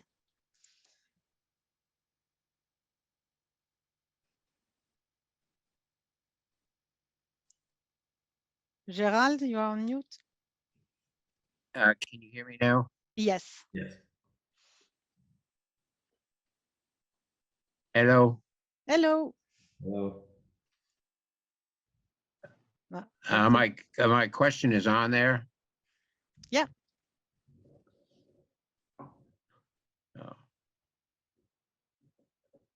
Oh. I think we have some issue with Gerald. Are you with us? Oh. I see it written in the chat, so maybe I can. Okay, so answer the question in the chat directly. Thank you, Brian. Sure, no problem. So for the others, in case they didn't see, I believe the question is. Hello. Is when you load boxed cargo onto the plane passenger floor, do you store the seats on the cargo level below for the return flight with passengers, or do we run a load of cargo back to where the seats are located? And so it's a good question. The removal of the seats is not something that happens quickly or particularly easily, and so it becomes part of the wider strategy. So when we were deciding the number of aircrafts and the type of aircrafts to remove those seats, we would take those out and store them, and then part of that cargo network that I was describing, we would start putting these aircraft into our network to be moving across the globe to use that open cargo space. So it is a decision, a business decision that ultimately has to be made to make sure that, you know, there's the right demand and to be frank, the right yield to justify taking those out, because the aircraft are designed to be passengers. So if we can fill them up with passengers, then that will ultimately probably be the way that we go. So that's a very long-winded way to say that we remove the seats, we store them, and then we move the aircraft around the network. And then if we decide to take it out, we would it's a longer-term approach. Thank you very much. Yes, it's a logistic for you. So maybe the last question for you, Brian, before we jump to David's presentation. So Andrew, could we open the micro of Andrew, please? Andrew? Oh, hello. Yeah. Yes. Can you hear me? Yeah. Yes. Hi, Brian. Thank you so much for that fascinating presentation. So my question really is about whether or not you see air cargo maybe playing a different role in supply chains going forward. So we're seeing obviously a very unusual kind of pattern at the moment. But as things start to settle down, do you see, obviously Air Canada investing quite heavily into cargo, moving to dedicated freighters. Do you actually see maybe air cargo playing a larger role in supply chains? There is a lot of new thinking around just in time, the importance of resilience. And I'm interested in your perspective on that. Yeah, I think, thank you for the question. I think from my perspective, and maybe take that for what it's worth, the world is getting smaller as we move forward, and the demand from customers and customer experience is really seeming to drive a lot of the things that we do. And the model has changed somewhat over the last years, and there are some nameless organizations perhaps that we can thank for that, for making everybody expect shipments to be coming that much quicker and arriving in the next day. It's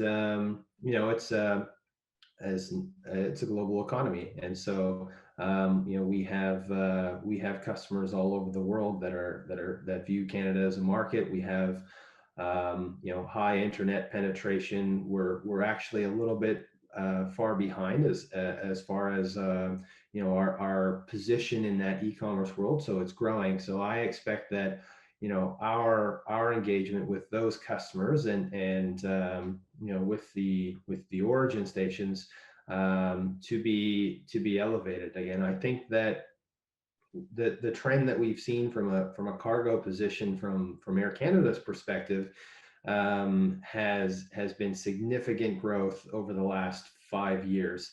And as we continue to adapt into new models and engaging in new markets, I think that's going to, that role, that presence is going to increase. So I hope that answered the question. But yeah, I think that certainly our plan is to continue to innovate and provide solution for our customers in a way that makes the best use of our network and our position within the world.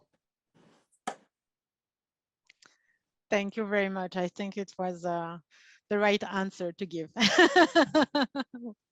So we stay on the airline industry, and it's really amazing what's happening in the airline industry right now. And so our last speaker today is David Sunde, co-founder and CEO of Landline. And just when I look at the website and what they do at Landline, I say, oh, wow, that's really cool. So I'm really glad that David accepted today to be part of this session. And also, David, thank you for your support to the Institute, because you are a sponsor of the Outlook. So it's really appreciated. So David, the floor is yours. Awesome. Thank you, Magali. I'm really excited to be here today. I know that kind of multimodality has existed in the non kind of passenger airline world for a long time. And so really excited to share how we plan on bringing that to the passenger airline space. Give me 1 second here. I'm just going to load my. Do you have control of the slides, or do I? We control the slides. The so yes, you ask for the next one. So next slide. Okay, please. perfect. Yeah, cool. We can get started. Awesome. So maybe, and sorry, one more farther. Thanks, Magali. So I think at the highest level, and sorry, can you go one more slide? Thank you. Sorry. So for perhaps outside of the United States, multimodality in the airline business has been a more common occurrence. But for the most part in the U.S., airlines kind of stop serving their customers when they exit the airport. And so there's really no way for an airline to control the experience, the total travel price, or give people sort of any sort of better integrated day of travel experience when they leave the airport. And a lot of that is because in the US, you have completely different regulatory bodies, completely different technology, just completely different infrastructure systems that govern the ground side of the airport and the air side of the airport.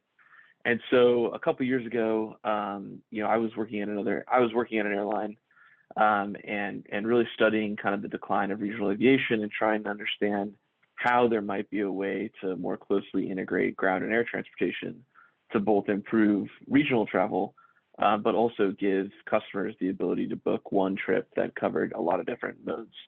And so I'm going to talk a little bit about Landline today. I'll start by kind of explaining why it is we exist, how we kind of arrived at this idea. I'll tell you a little bit about what we're doing with our partners, and try to explain kind of what it is that we've actually accomplished to make kind of seamless multimodal travel a reality.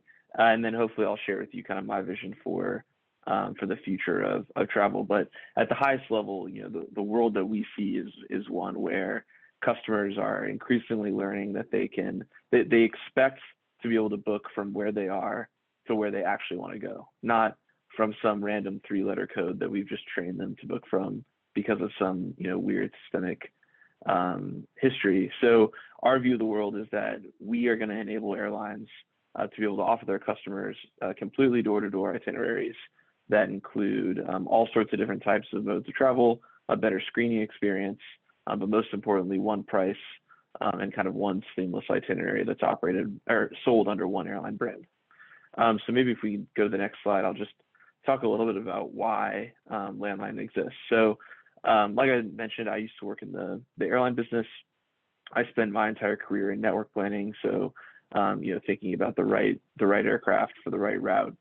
And particularly in the US, over the last, call it 25 years, there's been a really consistent trend away from small aircraft. So maybe 20 years ago, I don't know how many airplane nerds are on the call, but I'm a huge airplane nerd. So I remember flying on the Beech 1900D like it was yesterday, and then that kind of phased itself out of airline fleets. Then it was the B120 with 30 seats, and of course everyone's flown on a 50-seat regional jet like a CRJ200. But if you look through the 10Ks of every US airline, by 2030, the smallest airplane that an airline will have in its fleet is going to be 76 seats.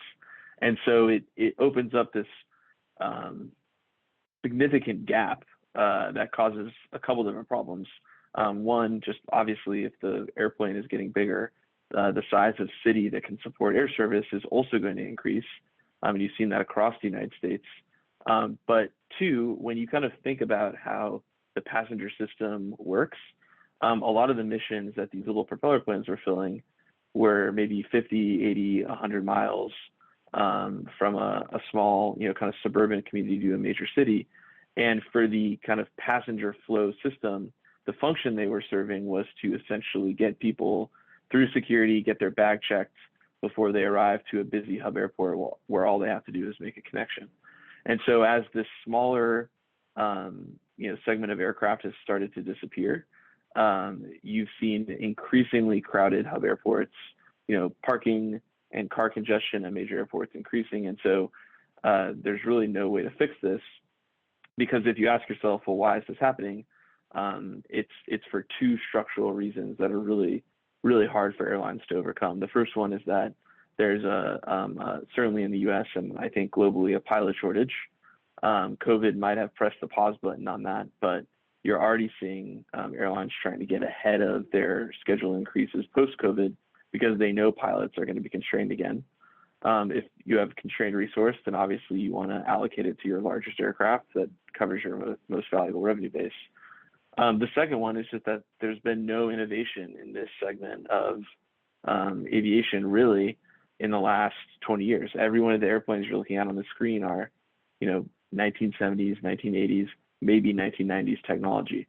That's not to say that there hasn't been a tremendous investment in small aircraft in the last year, but those platforms are all 10, 5, 10, depending on who you talk to, 5, 10 years away.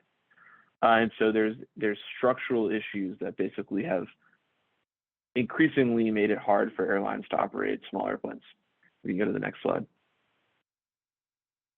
And it's really fascinating if you actually look back in kind of the history, thinking a little bit about the role of small airports and in the broader, airline passenger networks. But it doesn't really make sense that if I look in 2004, United, just as an example, connected more dots to Los Angeles than they do in 2019. I always like to call out this one specific example, OXR, which is Oxnard in Ventura County. Between 2004 and 2019, Ventura County, has grown 30 or 40% population and doubled in per capita income. How is it possible that it disappeared off this route map? Well, the airline didn't have the right equipment type to serve the mission. We can go to the next slide. And so I'm going to repeat myself here, but the kind of net of all this is that when there's no regional aircraft solution, it's really hard for airlines to keep small airports on the map.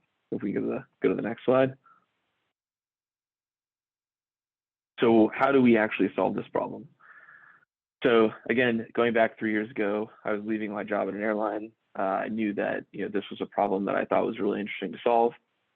And so I looked historically at old schedules for United and Lufthansa and a few others. And over the past couple decades, there's been a few different times where airlines have tried building bus connections. And I actually made a couple calls to local charter bus companies looking at routes that I thought were interesting. And the quotes you would get back would be, 1/10 of the direct operating cost of an equivalently sized airplane. And so from a cost perspective, it made all the sense in the world to me that a bus or a car or van, not a airplane, was the right tool for an airline to serve this mission with. But when I talked to airlines that had deployed bus solutions in the past, what I learned was that they were oftentimes seen as kind of isolated projects. They were hard to maintain. It's not core to what an airline does. An airline flies airplanes between big cities. They don't operate motor coaches to suburban areas in big cities or smaller ones. And so the way we chose to attack this problem was essentially building what looks like an airline to an airline, but just doesn't operate any airplanes.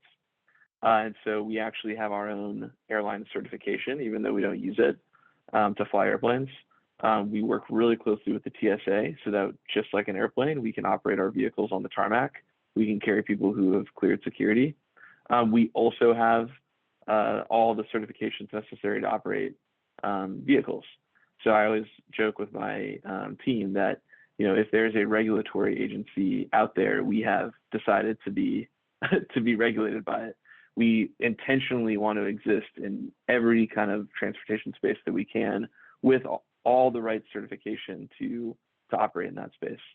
And so I think we might be the only company that has both an airline certification and a ground ops certification, although I'm not 100% sure on that.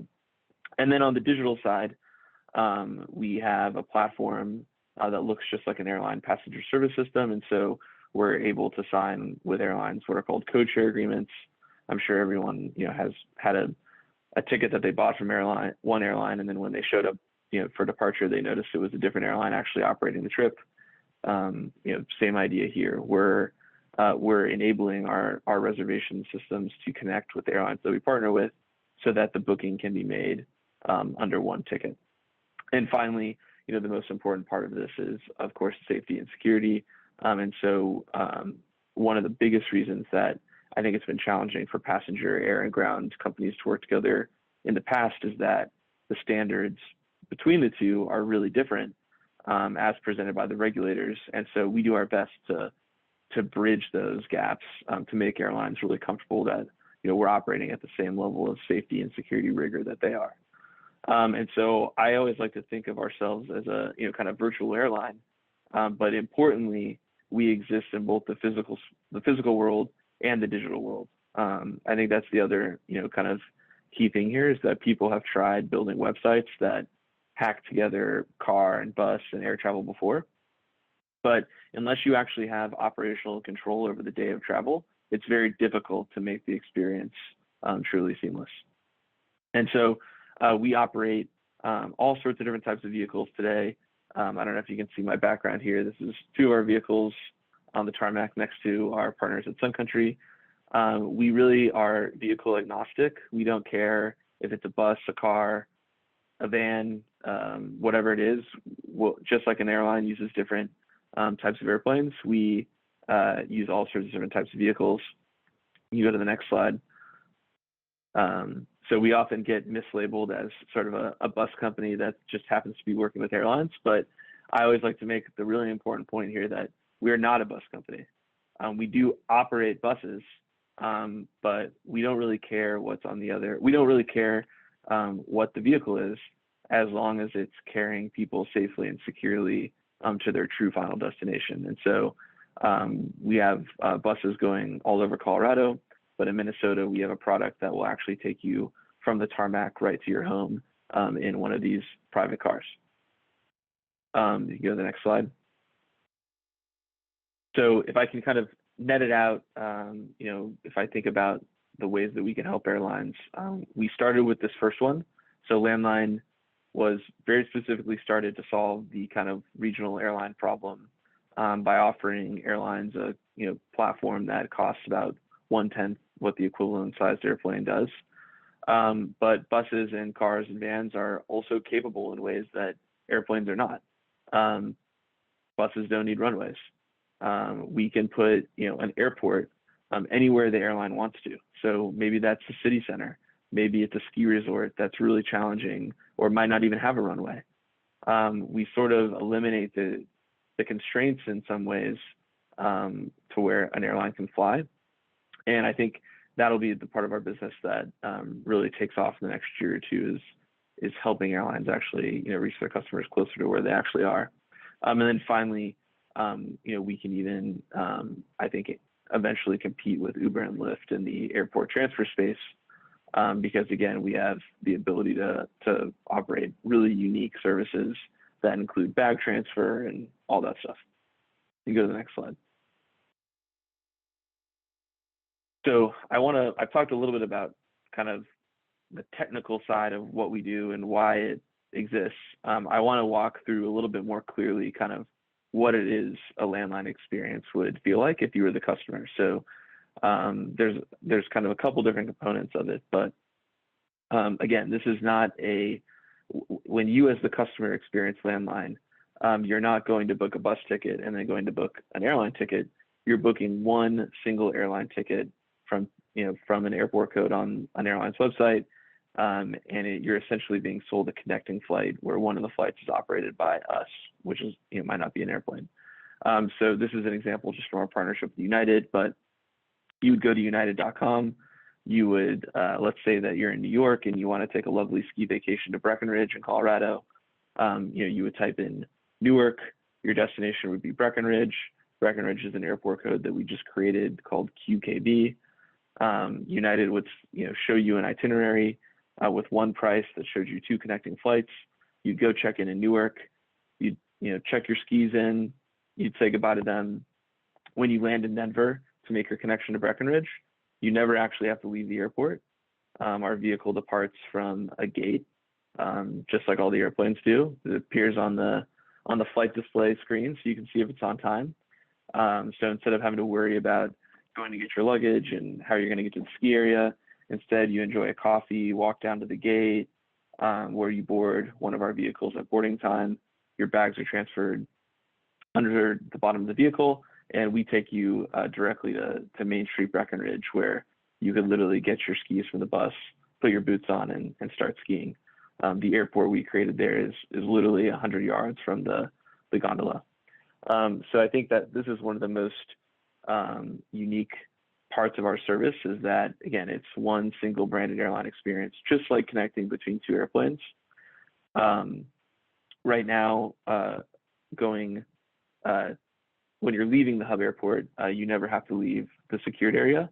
And starting here in about 2 or 3 weeks, it'll actually be the same on the inbound leg too. So people will clear security before getting on our vehicles, and they'll be taken to a gate where they can make a 30-minute connection to their aircraft. So it's a really unique experience. You want to go to the next slide? We have two airline partners today. One is Sun Country, so right here. Sun Country is an ultra low cost carrier based out of Minnesota. Incidentally, has a really significant cargo operation itself. And we've been operating for Sun Country for almost 2 years now. We operate to 7 cities on their behalf with 3 different vehicles. We've carried tens of thousands of people. We run a super on-time operation. Sun Country is interesting because one of the first questions I always get when I explain what Landline is people say, well, when someone shows up, to their flight and it's a bus, are they going to be upset about it? And our customer satisfaction scores in Minnesota with Sun Country are actually off the charts. We have a 96% likelihood to recommend to a friend. Our NPS is in many cases higher than the flight segment. And so what I've learned from that, partnership is as long as it's seamless and reliable, people at the end of the day don't really care if it's flying or if it's on the ground, as long as it's well done. And then United, our other partner, really, pleased to be working with them as well. We just started this partnership back in March in their Denver hub, where we serve Breckenridge and Fort Collins on their behalf. And again, this is the first time where we were able to actually invent a new airport kind of right next to the ski area. So we can go to the next slide. So again, just to drive the point home here, we serve just like a regional carrier, 7 cities across Minnesota and Wisconsin. And then this is one of my favorite tweets of all time from United, but we call it the world's first ski in, ski out airport. We can deposit you 100 yards from the gondola, unlike any airplane can. But again, I think this is, this part of our business is really where I get excited. There's certainly opportunity for us to continue to serve regional cities and be a great replacement for small regional jets. But the idea that the airport can exist anywhere is a really powerful loyalty tool for airlines. This is something that United uniquely can offer their customers versus any other carrier that operates in Colorado. And it exists in the physical world. It's not, you can't commoditize the fact that we've found the right kind of real estate next to the ski area. So really, really excited about the kind of what I think of as almost like a distributed airport part of our business. And I think that'll continue to grow really quickly this year. Can you go to the next slide? So finally, I just wanted to walk everyone through some photos because it's always easier to see what it looks like in real life. But we do really try to mirror our airline partners' interiors as much as possible. Again, we want the customer to almost not, if the customer doesn't know who Landline is, that's actually that's a win for us. We want this to feel like an extension of our airline partners. So this is our interior of our signature motor coach, which we deploy with United. You can see it's a really nice 2x1 configuration, power, Wi-Fi. We have a streaming, bring your own device entertainment system. So when you're on this vehicle, you feel just like you're on another airplane. Really nice setup. You can go to the next slide. This is our vehicle. Again, looks just like a United airplane. And there it is sitting there right in front of the Breckenridge ski area at our first ever remote airport. You can go to the next slide. And again, when you are in Denver, you're walking up to a passenger gate where you're scanning your boarding pass and boarding just like you would any other flight.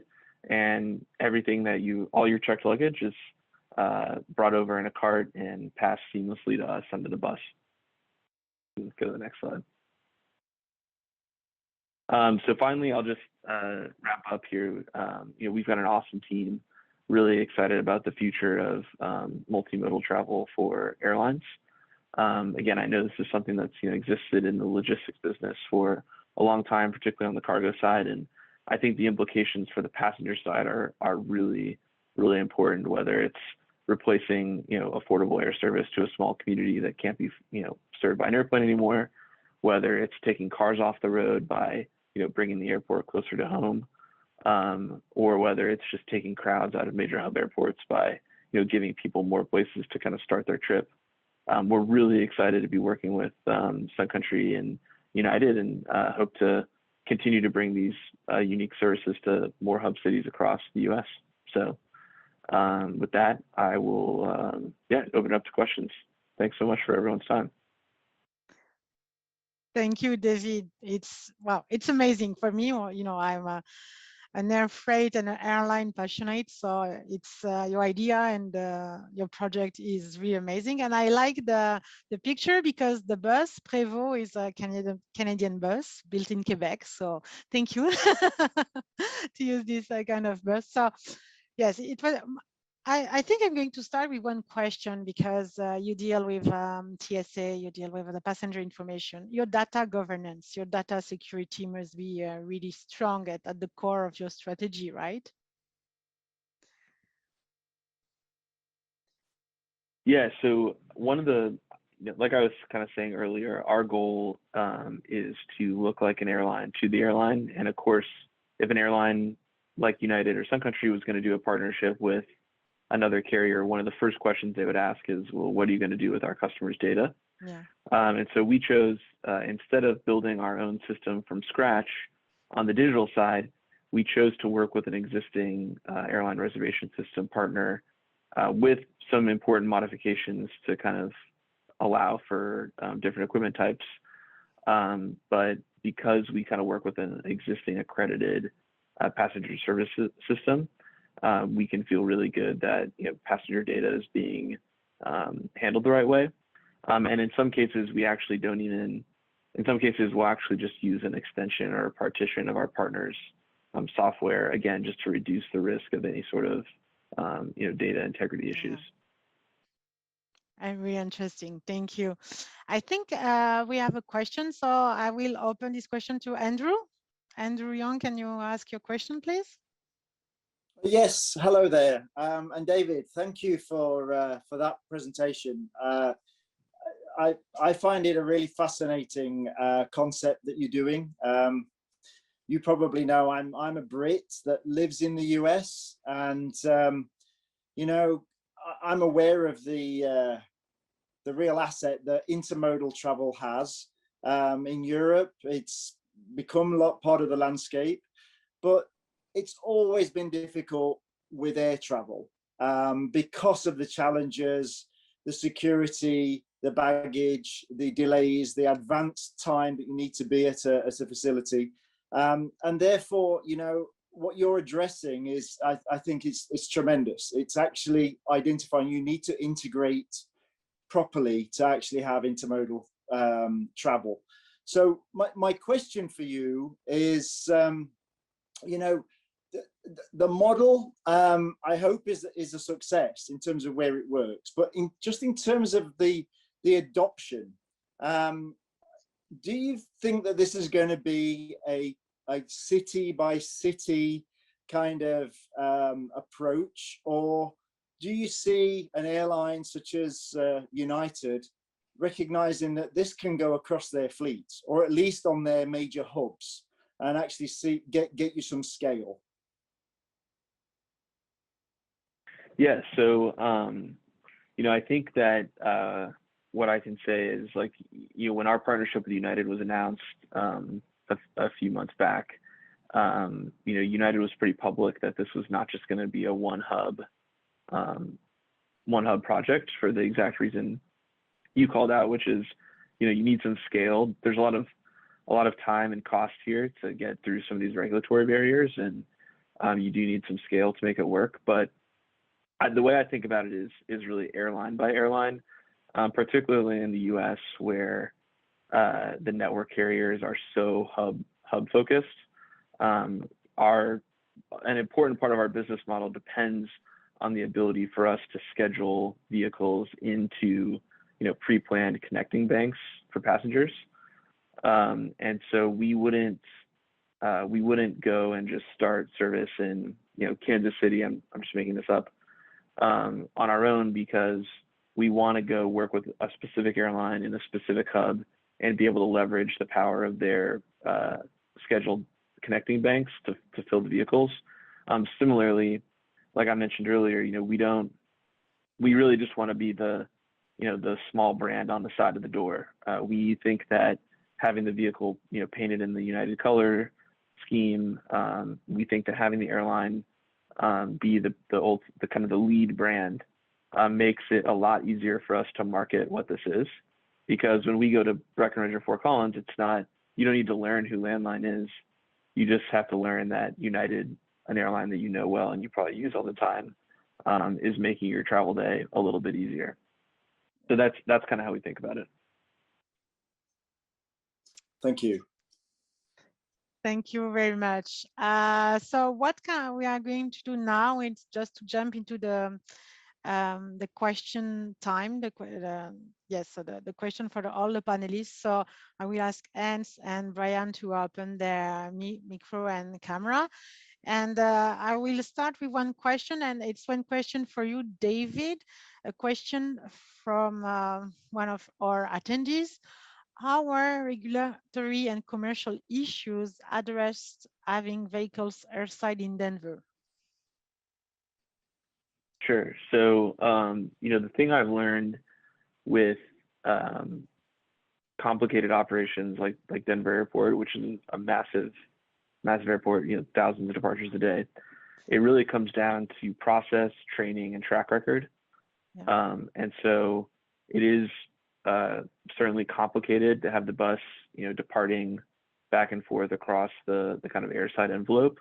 But we worked with the TSA and the Denver port and United to come up with a really rigorous process to ensure that we're doing that in a safe way. Our buses have a really cool system called Samsara. It's kind of like an ACARS on an airplane, but it gives any third party with a login can have a real-time view of what the driver's seeing, know that the doors are all closed, all these types of things. So that's kind of the process side. Training, our drivers have to go through a whole kind of separate curriculum to learn how to safely drive on the tarmac, and then track record.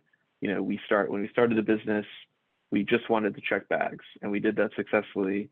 And then we started checking bags at people's homes, and we did that successfully. And now we're going airside, and we're doing that successfully. And so I think if you just can incrementally build trust with the people that are regulating you, and they know that you do what you say you're going to do, then those three things kind of work together, and you're able to accomplish anything. Thank you. Really interesting. We have a question for Hans. Hans, it was from David Cardin. For connection to from branches, where are custom and other compliance procedure anticipated? Only at the seaport terminal, or optionally at the inland depot port? Yeah, well, the funny thing is, Magali, that I just read the question and that I sorry, answering it already. That. Okay. I'll be happy to do that live also. Yeah, so this refers to the topic that I presented about from NextLogic, so the barge planning system. What you see here is that we take the availability of specific containers as a starting point. So in case you have, it's the barge operator who decides what containers to put on a particular trip. So they decide about that, but and then the system looks whether those containers are available and are allowed to be loaded, yes or no. And in case they're not, well, actually the call is shifting down the line, so it moves. So basically, what barge operators are doing is that they keep a close eye on the availability of the containers, and then relatively last minute, they decide what containers to put on what exact call. So that's basically the way it works now. For those containers that might have, for example, custom blockages. Actually, what I did also I don't know whether everyone can see the questions and the answers. I also included a link to the port community system that we're working with. Okay. Actually, it's the port community system that all the ports in the Netherlands use, and you can see an overview of all 44 services that they offer. So it might also be inspiration for Port Vancouver, Port Montreal, probably. Yeah, absolutely. Thank you very much. Thank you for your question, for your answer. Sorry. Brian, I think I have one question for you too. How would you respond to customers that say, we do not move any products by air? Yeah, and that's I think that's a pretty common one that we come up against, and you know, there are of course benefits to us, you know, going into a customer, as Air Canada does open some doors, and that I think it ties back to how we want to position ourselves as an all-encompassing service. So for us, the way that we position ourselves is, again, it's not an airline getting into this space. It's that you know, we're that end-to-end e-commerce B2C delivery solution. So it's that door-to-door delivery experience, and that includes both local or anything that would be, you know, kind of regional or transcontinental or anything like that. Excellent. That's really cool. We have another question for David. How is passenger safety and possible liability shared? Yeah, it's a really good question. So on the liability side, it's sort of similar to how it might work for an airline that's subcontracting to another airline. So you have, you know, in the U.S. you have these small regional carriers that are ultimately, you know, painted like a big airline, but it's a different company. Brian, I'm sure you have. I think you have this at Air Canada as well. So you're buying a ticket from one company, but the company that's actually flying you is different. And so in the case of liability, if something happened, the company that sold you the ticket would ultimately want to bring the operating carrier, you know, into whatever litigation there was. And so insurance limits become really important. And the aviation insurance marketplace over the last 5 or 10 years has seen some really challenging, kind of a really challenging claim environment. And so the standards have increased. Unfortunately, the opposite is true, or not the opposite is true, but the kind of what you see in the bus space or the ground transportation space is something similar, but with 2 fewer zeros. So a big bus company might have a $5 or $10 million, liability insurance portfolio per vehicle. A big airline might have $500 million of liability insurance, and so we ultimately have to carry 10 or 15 times the amount of general liability insurance and driving commercial liability insurance that any rational bus company would ever carry to make all this work. On the safety side, very similar to 2 airlines working together, you know, we subject ourselves to an audit program of the airline's choosing, and you know, they have the ability to audit our procedures and processes at any time they want. I'm proud to say that, you know, we have always successfully passed our checks from the air carrier with flying colors. On the security side, it's a combination of both the TSA and the airline that are auditing us through their own internal programs. Thank you, David. Thank you. Very interesting. Are there any questions for attendees or not? I don't see any other question yet into the box. So I maybe have one question for you guys. From 5-10 years from now, what will be the most disruptive technology or innovation into the market for your industry? You want to start? Okay, David. I can start. I mean, yeah, for us, I think it's just the proliferation of electric vehicles.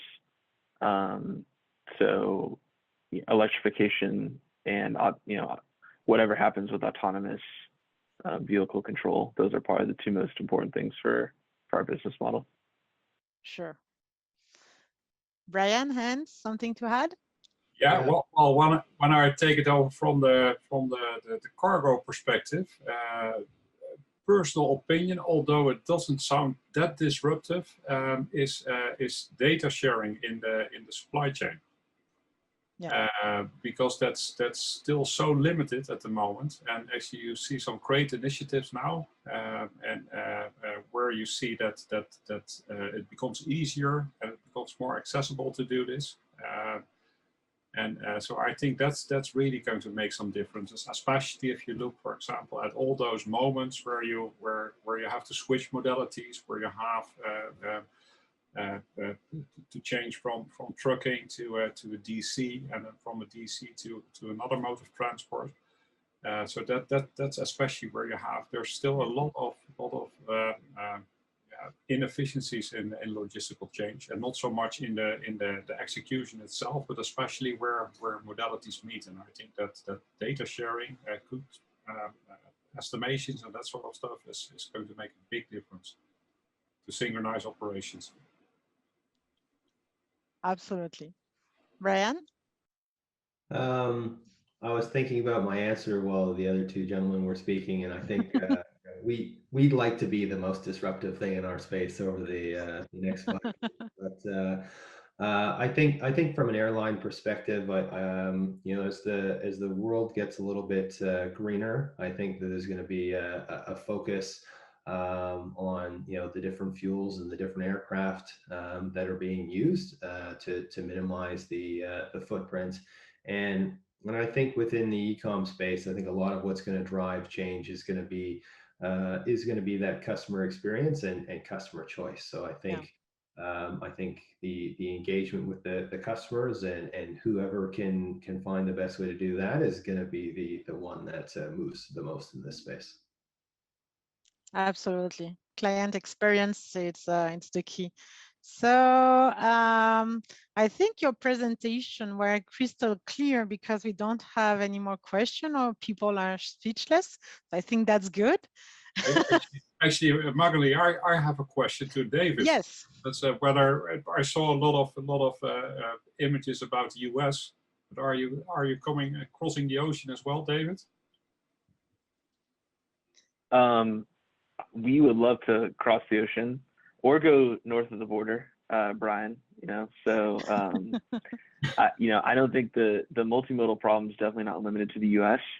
I am afraid to think of how many more regulatory bodies I would have to start working with, the more countries we include. But I think that if we can get it right in the US and show people how powerful it is, then there's no reason to think that other countries wouldn't want to have this, you know, the same type of service.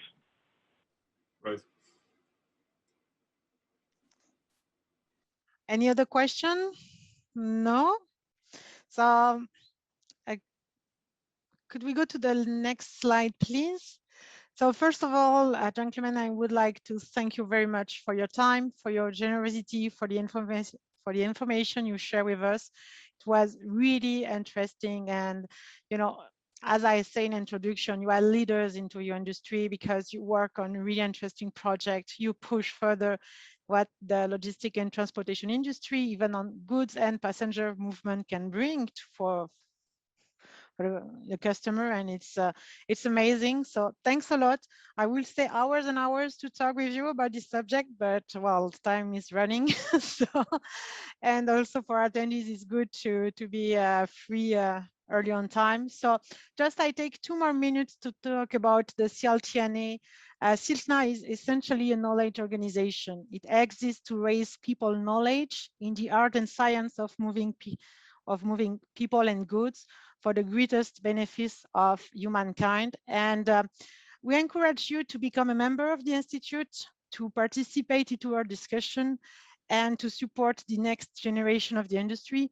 So feel free to contact me or a member of the board to talk about the Institute and to onboard, join us, because we need your creativity, we need your thought, and we need also new members to be, you know, state-of-the-art centers. So please feel free to join us. And last, we have our next webinar, and it's really interesting because Brian, you talk about drone delivery Canada in your presentation. So on July 14th at 2-3 PM Eastern. We have a webinar about drones, so the dawn of next level logistics. So I think registration are open. So we hope to see you at that time. And once again, thank you very much to our speakers, to our sponsors, to all our attendees. And we hope to see you really soon. Thank you all and have a great day, evening, wherever you are in the planet. Bye-bye. Thank you.